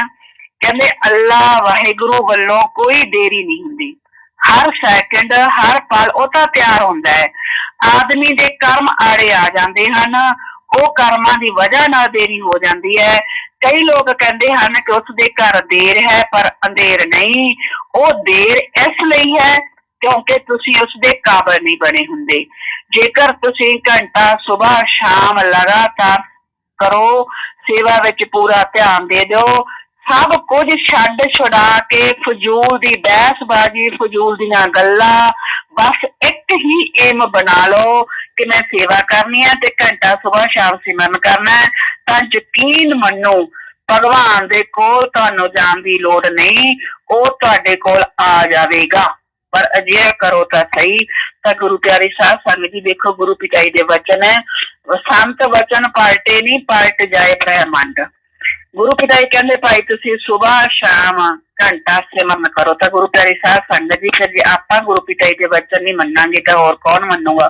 ਪਹਿਲੀ ਗੱਲ ਤਾਂ ਅਸੀਂ ਇਹੀ, ਜੇ ਅਸੀਂ ਹੋਰ ਨਹੀਂ ਕਰ ਸਕਦੇ, ਠੀਕ ਹੈ ਵੀ ਹੁਣ ਅਸੀਂ ਕੋਰਟ ਕਚਹਿਰੀਆਂ 'ਚ ਸਾਨੂੰ ਐਂ ਲੱਗਦਾ ਵੀ ਅਸੀਂ ਜਾਵਾਂਗੇ ਤਾਂ ਉੱਥੇ ਕੋਈ ਸੁਣਵਾਈ ਨਹੀਂ, ਕਿਉਂਕਿ ਉੱਥੇ ਤਾਂ ਪੈਸਿਆਂ ਵਾਲੇ ਦੀ ਸੁਣਵਾਈ ਹੈ। ਜਾਂ ਜੇ ਪਹਿਲਾਂ ਵੀ ਆਪਾਂ ਕੋਰਟ ਕਚਹਿਰੀਆਂ 'ਚ ਕੇਸ ਲਾਉਂਦੇ ਸੀ ਤਾਂ ਉਦੋਂ ਆਪਣੀ ਸੰਗਤ ਕਹਿ ਦਿੰਦੀ ਸੀਗੀ ਫੋਨ ਕਰਕੇ, ਭੈਣ ਜੀ ਵੀ ਡੇਰੇ ਵਾਲਾ ਕੋਲ ਤਾਂ ਇੰਨਾ ਪੈਸਾ ਹੈ, ਉਹ ਤਾਂ ਪਹਿਲਾਂ ਹੀ ਪੈਸਾ ਚੜਾ ਦਿੰਦੇ ਤੇ ਚੜਾਉਂਦੇ ਵੀ ਸੀ। ਇਹ ਵੀ ਉਹਦੇ 'ਚ ਵੀ ਕੋਈ ਸ਼ੱਕ ਨਹੀਂ ਵੀ ਆਪਣੀ ਤਾਂ ਜਿਹੜੇ ਆਪਾਂ ਮਤਲਬ ਕਿ PIL ਲਾਈ ਹੈ ਜਾਂ ਹੋਰ ਬਥੇਰਿਆਂ ਨਕਲੀ ਵਾਲੇ ਨੂੰ ਲੈ ਕੇ ਕੇਸ ਪਾਏ ਆ, ਤਾਂ ਜਿੱਦਾਂ ਨੂੰ ਪਹਿਲਾਂ ਹੀ ਪੈਸੇ ਚੜ ਜਾਂਦੇ ਆ ਤੇ ਉਹ ਆਪਾਂ ਨੂੰ ਤਾਂ ਪਹਿਲੀ ਤਰੀਕ ਤੇ ਹੀ ਕਹਿ ਦਿੰਦੇ ਆ ਬਸ ਤੁਸੀਂ ਜਾਓ ਘਰੇ। ਤਾਂ ਗੁਰੂ ਪਿਆਰੀ ਸਾਧ ਸੰਗਤ ਜੀ, ਠੀਕ ਹੈ, ਜਿੱਥੇ ਫਿਰ ਸਾਰੀਆਂ ਢੇਰੀਆਂ ਢਹਿ ਜਾਂਦੀਆਂ ਉੱਥੇ ਫਿਰ ਆਪਾਂ ਮਾਲਕ ਤੇ ਤਾਂ ਦ੍ਰਿੜ ਵਿਸ਼ਵਾਸ ਰੱਖੀਏ ਨਾ। ਫਿਰ ਆਪਾਂ ਸਿਰਫ ਜੋ ਗੁਰੂ ਪਿਤਾ ਜੀ ਨੇ ਵਚਨ ਕੀਤੇ ਆ ਸਾਨੂੰ, ਫਿਰ ਆਪਾਂ ਸਾਰੀ ਸੰਗਤ ਇੱਥੇ ਨਾ ਕੇ ਖੜੀ ਹੋ ਜਾਈਏ। ਫਿਰ ਜਦੋਂ ਹੁਣ ਦੇ ਰਾਜਿਆਂ ਦੀ ਬੇਈਮਾਨੀਆਂ ਹੋ ਗਈਆਂ ਤੇ ਉਹਨਾਂ ਨੇ ਕੋਰਟ ਕਚਹਿਰੀਆਂ ਆਪਦੇ ਅਧੀਨ ਗੁਲਾਮ ਕਰ ਲਈਆਂ, ਤਾਂ ਫਿਰ ਆਪਾਂ ਨੂੰ ਸਿਰਫ ਤੇ ਸਿਰਫ ਇੱਕ ਸਤਿਗੁਰ ਵਾਲਾ ਪਾਸਾ ਹੀ ਬਚੂਗਾ। ਸਾਰੀ ਦੁਨੀਆ ਇੱਕ ਪਾਸੇ, ਮੇਰਾ ਸਤਿਗੁਰ ਪਿਆਰਾ ਇੱਕ ਪਾਸੇ, ਫਿਰ ਸਾਨੂੰ ਆਪਦੇ ਸਤਿਗੁਰ ਵਾਲੇ ਪਾਸੇ ਹੀ ਆ ਕੇ ਖੜਾ ਹੋਣਾ ਪਊਗਾ। ਬੇਸ਼ੱਕ ਆਪਾਂ ਹੁਣ ਹੋਰ ਮਤਲਬ ਕਿ ਜਿਵੇਂ ਮੋਹਿਤ ਬੇਟਾ ਤੁਹਾਨੂੰ ਕਹਿੰਦਾ ਹੈ ਵੀ ਤੁਸੀਂ ਸੋਚੋ ਤੁਸੀਂ ਹੋਰ ਕੀ ਕਰ ਸਕਦੇ, ਆਪਾਂ ਗੁਰੂ ਪਿਤਾ ਜੀ ਲਈ ਕੀ ਕਰ ਸਕਦੇ। ਮੈਂ ਨਹੀਂ, ਵੀ ਗੁਰੂ ਪਿਤਾ ਜੀ ਦੇ ਵਚਨ ਹੈ ਵੀ ਕਲਯੁਗ ਦੇ ਵਿੱਚ ਸਤਿਗੁਰ ਦੇ ਵਚਨ ਮੰਨਣਾ ਸਭ ਤੋਂ ਵੱਡੀ ਗਲਤੀ ਹੈ। ਤੇ ਫਿਰ ਗੁਰੂ ਸਾਨੂੰ ਕੀ ਵਚਨ ਕਰ ਰਿਹਾ? ਗੁਰੂ ਸਾਨੂੰ ਵਚਨ ਕਰ ਰਿਹਾ ਵੀ ਘੰਟਾ ਸੁਬਾਹ ਸ਼ਾਮ ਸਿਮਰਨ ਕਰਨਾ ਤੁਸੀਂ, ਬਾਕੀ ਜਿਹੜਾ ਸਾਰਾ ਕੁਛ ਛੱਡ ਛਡਾ ਕੇ, ਸਭ ਕੁਝ ਛੱਡ ਛਡਾ ਕੇ, ਫਜ਼ੂਲ ਦੀ ਬਹਿਸਬਾਜ਼ੀ, ਫਜ਼ੂਲ ਦੀਆਂ ਗੱਲਾਂ, ਬਸ ਕਹਿੰਦੇ ਇੱਕੇ ਨੂੰ ਬਣਾ ਲਓ। ਜੇ ਆਪਾਂ ਘੰਟਾ ਸੁਬਾਹ ਸ਼ਾਮ ਇਕਾਗਰ ਚਿੱਤ ਹੋ ਕੇ ਤੇ ਤੜਫ ਕੇ ਗੁਰੂ ਪਿਤਾ ਜੀ ਦਾ ਸਿਮਰਨ ਕਰਾਂਗੇ ਤੇ ਗੁਰੂ ਪਿਤਾ ਜੀ ਦਾ ਹੀ ਇਹ ਵਚਨ ਹੈ ਵੀ ਯਕੀਨ ਮੰਨੋ ਭਗਵਾਨ ਦੇ ਕੋਲ ਤੁਹਾਨੂੰ ਜਾਣ ਦੀ ਲੋੜ ਨਹੀਂ, ਉਹ ਤੁਹਾਡੇ ਕੋਲ ਆ ਜਾਵੇਗਾ। ਤਾਂ ਗੁਰੂ ਪਿਆਰੀ ਸਾਧ ਸੰਗਤ ਜੀ, ਪਰ ਗੁਰੂ ਪਿਤਾ ਜੀ ਨਾਲ ਕਹਿੰਦੇ ਪਰ ਅਜਿਹਾ ਕਰੋ ਤਾਂ ਸਹੀ। ਫਿਰ ਗੁਰੂ ਪਿਆਰੀ ਸਾਧ ਸੰਗਤ ਜੀ ਆਪਾਂ ਸਾਰੀ ਫੇਥ ਵਰਡਕ ਦੀ ਜਿਹੜੀ ਟੀਮ ਹੈ ਇੱਕ ਤਰ੍ਹਾਂ ਕਰ ਲਓ ਵੀ ਆਪਾਂ ਘੰਟਾ ਸੁਬਾਹ ਆਪਾਂ ਘੰਟਾ ਸ਼ਾਮ ਸਿਮਰਨ ਕਰਨਾ ਹੀ ਕਰਨਾ, ਤੜਫ ਕੇ, ਚਾਹੇ ਕੁਝ ਵੀ ਹੋ ਜੇ, ਭਾਵੇਂ ਸਾਡਾ ਜਿੰਨਾ ਮਰਜ਼ੀ ਸ਼ਡਿਊਲ ਟਾਈਟ ਹੈ, ਸਾਨੂੰ ਖਾਣ ਨੂੰ ਰੋਟੀ ਉਸ ਦਿਨ ਅਸੀਂ ਖਾਈਏ ਨਾ ਖਾਈਏ, ਸਾਡਾ ਬਣਾਉਣ ਦਾ ਸਮਾਂ ਮਿਲੇ ਨਾ ਮਿਲੇ, ਪਰ ਅਸੀਂ ਤੜਫ ਕੇ ਜਿਹੜਾ ਹੈਗਾ 1 ਘੰਟਾ ਸੁਬਾਹ ਤੇ ਘੰਟਾ ਸ਼ਾਮ ਸਿਮਰਨ ਕਰਨਾ ਹੀ ਕਰਨਾ। ਜੇ ਮੈਨੂੰ ਐਂ ਲੱਗਦਾ ਆਪਾਂ ਗੁਰੂ ਪਿਤਾ ਜੀ ਦੇ ਇਹ ਵਚਨ ਮੰਨ ਲਗੇ ਤਾਂ ਗੁਰੂ ਪਿਤਾ ਜੀ ਦੇ ਵਚਨ ਆ, ਫਿਰ ਉਹਨਾਂ ਨੂੰ ਆਪਦੇ ਵਚਨਾਂ ਦੀ ਲਾਜ ਰੱਖਣੀ ਹੋਊਗੀ। ਅੱਗੇ ਮਤਲਬ ਗੁਰੂ ਪਿਤਾ ਜੀ ਕੀ ਕਹਿੰਦੇ ਉਹ ਵੀ ਸੁਣੋ। ਗੁਰੂ ਪਿਤਾ ਜੀ ਕਹਿੰਦੇ ਅੱਗੇ, ਕਹਿੰਦੇ ਕਈ ਕਹਿੰਦੇ ਸਿਮਰਨ ਤਾਂ ਹੋ ਜਾਂਦਾ ਹੈ, ਮੰਨ ਲਓ ਕਰ ਲਿਆ, ਪਰੰਤੂ ਵਿਹਾਰ ਦੇ ਸੱਚੇ ਨਾ ਬਣੇ। ਇਹ ਗੁਰੂ ਪਿਤਾ ਜੀ ਦੇ ਵਚਨ ਆ। ਗੁਰੂ ਪਿਆਰੀ ਸਾਧ ਸੰਗਤ ਜੀ, ਮੈਂ ਬਾਰ-ਬਾਰ ਕਹਿੰਦੀ ਹਾਂ ਤੁਹਾਨੂੰ ਵੀ ਕਈ ਕਹਿੰਦੇ ਸਿਮਰਨ ਤਾਂ ਹੋ ਜਾਂਦਾ ਹੈ, ਮੰਨ ਲਓ ਕਰ ਲਿਆ, ਪਰੰਤੂ ਵਿਹਾਰ ਦੇ ਸੱਚੇ ਨਾ ਬਣੇ, ਫਿਰ ਉਹੀ ਨਿੰਦਾ ਚੁਗਲੀ ਬੁਰਾਈਆਂ ਸੇਵਾ ਨਾ ਕੀਤੀ ਤਾਂ ਫਿਰ ਪਿਤਾ ਜੀ ਕਹਿੰਦੇ ਉਹ ਕੀਤਾ ਗਿਆ ਸਿਮਰਨ ਉਹ ਨਿੰਦਾ ਚੁਗਲੀ ਦੇ ਆਉਣ ਵਾਲੇ ਫਲ ਨੂੰ ਬਚਾਉਣ ਲਈ ਹੀ ਗਾਇਬ ਹੋ ਜਾਂਦਾ ਹੈ। ਪਿਤਾ ਜੀ ਕਹਿੰਦੇ ਕਈ ਕਹਿੰਦੇ ਵੀ ਅਸੀਂ ਘੰਟਾ ਸੁਬਾਹ ਸ਼ਾਮ ਸਿਮਰਨ ਵੀ ਕਰ ਲੈਂਦੇ ਹਾਂ, ਪਰ ਪਿਤਾ ਜੀ ਕਹਿੰਦੇ ਜੇ ਤੁਸੀਂ ਵਿਹਾਰ ਦੇ ਸੱਚੇ ਨਹੀਂ ਬਣਦੇ ਜਾਂ ਤੁਸੀਂ ਕਿਸੇ ਦੀਆਂ ਨਿੰਦਾ ਚੁਗਲੀਆਂ ਹੀ ਕਰੀ ਜਾਂਦੇ, ਪਿਤਾ ਜੀ ਕਹਿੰਦੇ ਫਿਰ ਤੁਸੀਂ ਘੰਟਾ ਸੁਬਾਹ ਸ਼ਾਮ ਸਿਮਰਨ ਕੀਤਾ ਜੇ ਵਿਹਾਰ ਦੇ ਸੱਚੇ ਨਹੀਂ ਹੈ ਜਾਂ ਤੁਸੀਂ ਹੋਰ ਫਜ਼ੂਲ ਦੀਆਂ ਗੱਲਾਂ ਜਾਂ ਨਿੰਦਾ ਚੁਗਲੀ ਕਰੀ ਜਾਂਦੇ ਆ, ਪਿਤਾ ਕਹਿੰਦੇ ਭਾਈ ਫਿਰ ਤੁਹਾਡਾ ਉਹ ਕੀਤਾ ਗਿਆ ਸਿਮਰਨ ਤਾਂ ਕਹਿੰਦੇ ਉਹਨਾਂ ਨੂੰ ਬਚਾਉਣ ਵਾਸਤੇ ਜਿਹੜਾ ਤੁਹਾਨੂੰ ਫਲ ਮਿਲਣਾ, ਜਿਹੜਾ ਤੁਸੀਂ ਨਿੰਦਾ ਚੁਗਲਾ ਕੀਤੀ, ਨਿੰਦਾ ਮਤਲਬ ਚੁਗਲੀ ਕੀਤੀ ਜਾਂ ਤੁਸੀਂ ਵਿਹਾਰ ਦੇ ਸੱਚੇ ਨਹੀਂ ਬਣੇ, ਪਿਤਾ ਕਹਿੰਦੇ ਫਿਰ ਉਹ ਤਾਂ ਤੁਹਾਨੂੰ ਉਹ ਆਉਣ ਵਾਲੇ ਫਲ ਨੂੰ ਬਚਾਉਣ ਵਾਸਤੇ ਜਿਹੜਾ ਉਹਦੇ ਨਾਲ ਤੁਹਾਨੂੰ ਫਲ ਮਿਲਣਾ ਸੀ ਕੋਈ ਉਹਦਾ, ਜਾਂ ਮਤਲਬ ਸਾਡੇ ਕੋਈ ਇਹੋ ਜਿਹਾ ਸਾਡੇ ਤੋਂ ਕਰਮ ਹੋ ਗਿਆ ਜਿਹਦੇ ਨਾਲ ਸਾਡਾ ਮਤਲਬ ਕਿ ਸਾਡਾ ਨੁਕਸਾਨ ਹੋਣਾ ਸੀ। ਗੁਰੂ ਪਿਤਾ ਜੀ ਕਹਿੰਦੇ ਫਿਰ ਤਾਂ ਉਹਨੂੰ ਬਚਾਉਣ 'ਚ ਹੀ ਲੱਗ ਗਿਆ, ਉਹਦੇ ਨਾਲ ਹੀ ਗਾਇਬ ਹੋ ਜਾਂਦਾ। ਕਹਿੰਦੇ ਕਿਉਂਕਿ ਸੁਬਾਹ ਤੁਸੀਂ ਸਿਮਰਨ ਕਰ ਲਿਆ, ਬਾਕੀ ਸਾਰਾ ਦਿਨ ਪਿਤਾ ਜੀ ਕਹਿੰਦੇ ਲੈ ਤੇਰੇ ਦੀ ਦੇ ਤੇਰੇ ਦੀ, ਕਹਿੰਦੇ ਬੁਰੀ ਸੋਚ ਬੁਰਾਈ ਟੰਗ ਖਿਚਾਈ, ਕਹਿੰਦੇ ਫਿਰ ਉਹਦਾ ਫਲ ਵੀ ਤਾਂ ਭੋਗਣਾ ਹੀ ਸੀ, ਪਰੰਤੂ ਤੁਸੀਂ ਸਿਮਰਨ ਨਾਲ ਉਸ ਫਲ ਤੋਂ ਬਚ ਜਾਂਦੇ ਹੋ। ਫਿਰ ਗੁਰੂ ਪਿਤਾ ਜੀ ਅੱਗੇ ਕਹਿੰਦੇ ਆ ਕਿਤੇ ਵਿਹਾਰ ਦੇ ਸੱਚੇ ਹੋ ਜਾਵੋ, ਮਤਲਬ ਨਿੰਦਾ ਚੁਗਲੀ ਨਾ ਬੁਰਾਈ, ਸਿਰਫ ਸੇਵਾ ਵਿੱਚ ਧਿਆਨ, ਸੁਬਾਹ ਸ਼ਾਮ ਸਿਮਰਨ, ਤਾਂ ਅਸੀਂ ਲਿਖ ਕੇ ਗਰੰਟੀ ਦੇ ਸਕਦੇ ਹਾਂ ਕਿ ਮਾਲਕ ਤੁਹਾਡੇ ਕੋਲ ਜ਼ਰੂਰ ਪਹੁੰਚੇਗਾ। ਗੁਰੂ ਪਿਆਰੀ ਸਾਧ ਸੰਗਤ ਜੀ, ਹੁਣ ਗੁਰੂ ਪਿਤਾ ਜੀ ਦੀ ਲਿਖ ਕੇ ਦਿੱਤੀ ਹੋਈ ਗਰੰਟੀ ਹੈ। ਆਪਾਂ ਜੇ ਹੁਣ ਇਸ ਗੁਰੂ ਪਿਤਾ ਜੀ ਦੀ ਜਿਹੜੀ ਲਿਖ ਕੇ ਦਿੱਤੀ ਹੋਈ ਗਰੰਟੀ ਹੈ, ਜੇ ਹੁਣ ਆਪਾਂ ਇਹਦੇ ਤੇ ਚੱਲ ਪਈਏ, ਕਿਉਂਕਿ ਬਾਕੀ ਰਾਹ ਤਾਂ ਆਪਾਂ ਦੇਖ ਲਏ ਚੱਲ ਕੇ, ਬਾਕੀ ਰਾਹਾਂ ਤੇ ਚੱਲਣ ਦਾ ਕੋਈ ਉਹਨਾਂ ਫਾਇਦਾ ਨਹੀਂ ਹੋਇਆ, ਪਰ ਮੈਨੂੰ ਐਂ ਲੱਗਦਾ ਵੀ ਗੁਰੂ ਪਿਤਾ ਜੀ ਆਪਾਂ ਨੂੰ ਇਸ ਰਾਹ ਤੇ ਹੀ ਚਲਾਉਣਾ ਚਾਹੁੰਦੇ ਆ ਕਿ ਅਸੀਂ ਸਾਰੀ ਦੁਨੀਆ ਨੂੰ ਛੱਡ ਕੇ, ਵੀ ਸਾਰੀ ਦੁਨੀਆ ਇੱਕ ਪਾਸੇ, ਅਸੀਂ ਜਿਹੜੇ ਆਪਦੇ ਘਰਾਂ ਪਰਿਵਾਰਾਂ ਦੀਆਂ ਚਿੰਤਾ ਟੈਨਸ਼ਨ ਜਾਂ ਬਿਜਨਸਾਂ ਦੀਆਂ ਜਾਂ ਕੋਈ ਨੌਕਰੀਆਂ ਦੀਆਂ ਉਹ ਟੈਨਸ਼ਨਾਂ ਛੱਡੀਏ, ਸਿਰਫ ਤੇ ਸਿਰਫ ਆਪਦੇ ਗੁਰੂ ਵਾਲੇ ਪਾਸੇ ਹੋਈਏ। ਵੀ ਸਾਰੀ ਦੁਨੀਆ ਦਾ ਮਤਲਬ ਕੀ, ਸਾਰੀ ਦੁਨੀਆ ਸਾਡਾ ਘਰ ਪਰਿਵਾਰ ਵੀ ਆਊਗਾ, ਸਾਡੇ ਬਾਲ ਬੱਚੇ ਵੀ ਆਉਣਗੇ, ਸਾਡੇ ਜਿਹੜੇ ਕਾਰੋਬਾਰ ਆ ਉਹ ਵੀ ਸਾਨੂੰ ਛੱਡਣੇ ਪੈਣਗੇ। ਛੱਡਣ ਦਾ ਮਤਲਬ ਇਹ ਨਹੀਂ ਵੀ ਅਸੀਂ ਛੱਡ ਕੇ ਤੇ ਵਿਹਲੇ ਬਹਿ ਜਾਈਏ। ਗੁਰੂ ਪਿਆਰੀ ਸਾਧ ਸੰਗਤ ਜੀ, ਕਹਿਣ ਦਾ ਭਾਵ ਦਿਲੋਂ ਦਿਮਾਗ ਦੇ ਵਿੱਚ ਸਾਨੂੰ ਸਿਰਫ ਤੇ ਸਿਰਫ ਸਤਿਗੁਰ ਰੱਖਣਾ ਪਊਗਾ।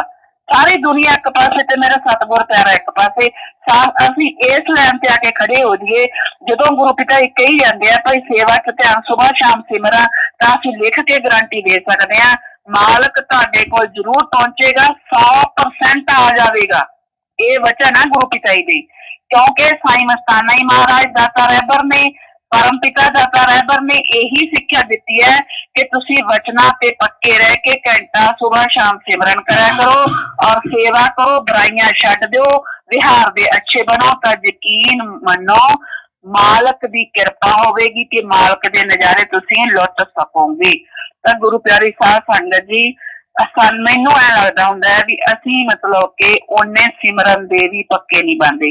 ਜੇ ਸਿਮਰਨ ਤੇ ਮੰਨ ਲਓ ਅਸੀਂ 10 ਦਿਨ ਸਿਮਰਨ ਕਰ ਲਿਆ, ਫਿਰ ਵਿੱਚ ਵੀ ਕੁਝ ਆ ਗਿਆ, ਫਿਰ ਛੱਡਤਾ, ਤਾਂ ਸਾਨੂੰ ਜੋ ਗੁਰੂ ਪਿਤਾ ਜੀ ਅਸਲ ਦੇ ਵਿੱਚ ਸਾਨੂੰ ਚਾਹੁੰਦੇ ਆ, ਕਿਉਂਕਿ ਜਿਸ ਤਰ੍ਹਾਂ ਅੱਗੇ ਸਮਾਂ ਆ ਰਿਹਾ ਹੈ ਤਾਂ ਉਸ ਸਮੇਂ ਦੇ ਅਨੁਸਾਰ ਵੀ ਸਿਰਫ ਤੇ ਸਿਰਫ ਸਾਡੇ ਕੋਲ ਇੱਕ ਸਿਮਰਨ ਹੀ ਸਹਾਰਾ ਆਊਗਾ। ਕਿਉਂਕਿ ਜੇ ਸਿਮਰਨ ਅਸੀਂ ਕਰ ਰਹੇ ਹਾਂ ਲਗਾਤਾਰ, ਤਾਂ ਰੂਹਾਨੀਅਤ ਦੇ ਵਿੱਚ ਕਹਿੰਦੇ ਆ ਵੀ ਜਦੋਂ ਅਸੀਂ ਸਿਮਰਨ ਕਰ ਰਹੇ ਹੁੰਦੇ ਹਾਂ ਨਾ, ਤਾਂ ਅਸੀਂ ਉਸ ਸਮੇਂ ਆਪਦੇ ਸਤਿਗੁਰ ਦੀ ਗੋਦ 'ਚ ਬੈਠੇ ਹੁੰਦੇ ਹਾਂ। ਤੇ ਗੁਰੂ ਪਿਤਾ ਜੀ ਇਹ ਵੀ ਵਚਨ ਕਰਿਆ ਕਰਦੇ ਆ, ਗੁਰੂ ਪਿਤਾ ਜੀ ਕਹਿੰਦੇ ਭਾਈ ਵੀ ਮੰਨ ਲਓ ਤੁਸੀਂ 2 ਵਾਰ ਵੀ ਮਤਲਬ ਕਿ ਨਾਮ ਸ਼ਬਦ ਵੀ ਦੁਹਰਾ ਲਿਆ ਨਾ, 2 ਵਾਰ ਵੀ, ਉਹ 2 ਵਾਰ ਦੁਹਰਾਉਣ ਦਾ ਵੀ ਤੁਹਾਨੂੰ ਫਲ ਹੈ। ਤੇ ਜੇ ਅਸੀਂ ਮਤਲਬ ਕਿ ਲਗਾਤਾਰ ਇਕਾਗਰ ਚਿੱਤ ਹੋ ਕੇ ਘੰਟਾ ਸੁਬਾਹ ਤੇ ਘੰਟਾ ਸ਼ਾਮ ਤੜਫ ਕੇ ਗੁਰੂ ਪਿਆਰੀ ਸਾਧ ਸੰਗਤ ਜੀ ਸਿਮਰਨ ਕਰਾਂਗੇ ਤਾਂ ਅਸੀਂ ਹੋਰ ਨਹੀਂ ਕਰ ਸਕਦੇ, ਹੋਰ ਨਹੀਂ ਕੋਈ ਧਰਨੇ ਪ੍ਰਦਰਸ਼ਨ ਕਰ ਸਕਦੇ। ਅਸੀਂ ਕੋਈ ਮਰਨ ਵਰਤ ਨਹੀਂ ਰੱਖਿਆ ਆਪਦੇ ਗੁਰੂ ਵਾਸਤੇ, ਅਸੀਂ ਕੋਈ ਮਤਲਬ ਭੁੱਖ ਹੜਤਾਲਾਂ ਤੇ ਨਹੀਂ। ਅਸੀਂ ਦੇਖਿਆ ਹੁਣ ਕਿਸਾਨ ਕਿਵੇਂ ਮਰਨ ਵਰਤ ਤੇ ਬੈਠ ਰਹੇ ਆ, ਉਹ ਸਿਰਫ ਆਪਦੀ ਜ਼ਮੀਨ ਵਾਸਤੇ ਮਰਨ ਵਰਤ ਤੇ ਬੈਠ ਰਹੇ ਆ। ਤੇ ਫਿਰ ਅਸੀਂ ਕੀ ਆਪਦੇ ਗੁਰੂ ਵਾਸਤੇ ਘੰਟਾ ਸੁਬਾਹ ਸ਼ਾਮ ਤੱਕ ਕੇ ਸਿਮਰਨ ਨਹੀਂ ਕਰ ਸਕਦੇ? ਤਾਂ ਗੁਰੂ ਪਿਆਰੀ ਸਾਧ ਸੰਗਤ ਜੀ, ਮੈਨੂੰ ਇਹ ਲੱਗਦਾ ਵੀ ਜੇ ਅਸੀਂ ਜ਼ਰੂਰ ਮਤਲਬ ਕਿ ਪਹਿਲਾਂ ਅੱਧਾ ਘੰਟਾ ਰੱਖਿਆ ਹੋਇਆ ਸੀ, ਘੱਟੋ ਘੱਟ ਅੱਧਾ ਘੰਟਾ ਕਰੋ, ਤਾਂ ਮੈਨੂੰ ਇਹ ਲੱਗਦਾ ਜੇ ਸਾਡੀ ਟੀਮ ਘੱਟੋ ਘੱਟ ਘੰਟਾ ਕਰ ਦੇਵੇ, ਵੀ ਹਰ ਇੱਕ ਨੇ ਘੰਟਾ ਸੁਬਾਹ ਤੇ ਘੰਟਾ ਸ਼ਾਮ ਸਿਮਰਨ ਕਰਨਾ ਹੀ ਕਰਨਾ, ਤਾਂ ਯਕੀਨ ਮੰਨੋ ਬਹੁਤ ਜਲਦ ਗੁਰੂ ਪਿਤਾ ਜੀ ਸਾਡੇ ਵਿਚਕਾਰ ਹੋਣਗੇ। ਧੰਨ ਧੰਨ ਸਤਿਗੁਰੂ, ਤੇਰਾ ਹੀ ਆਸਰਾ।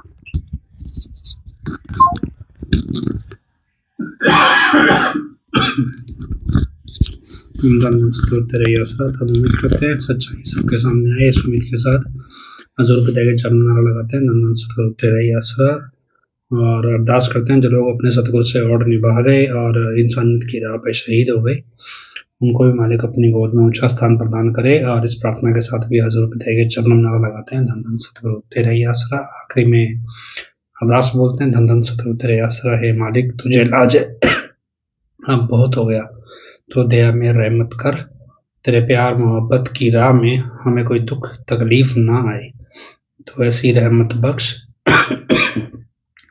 और सबको सुमति दे।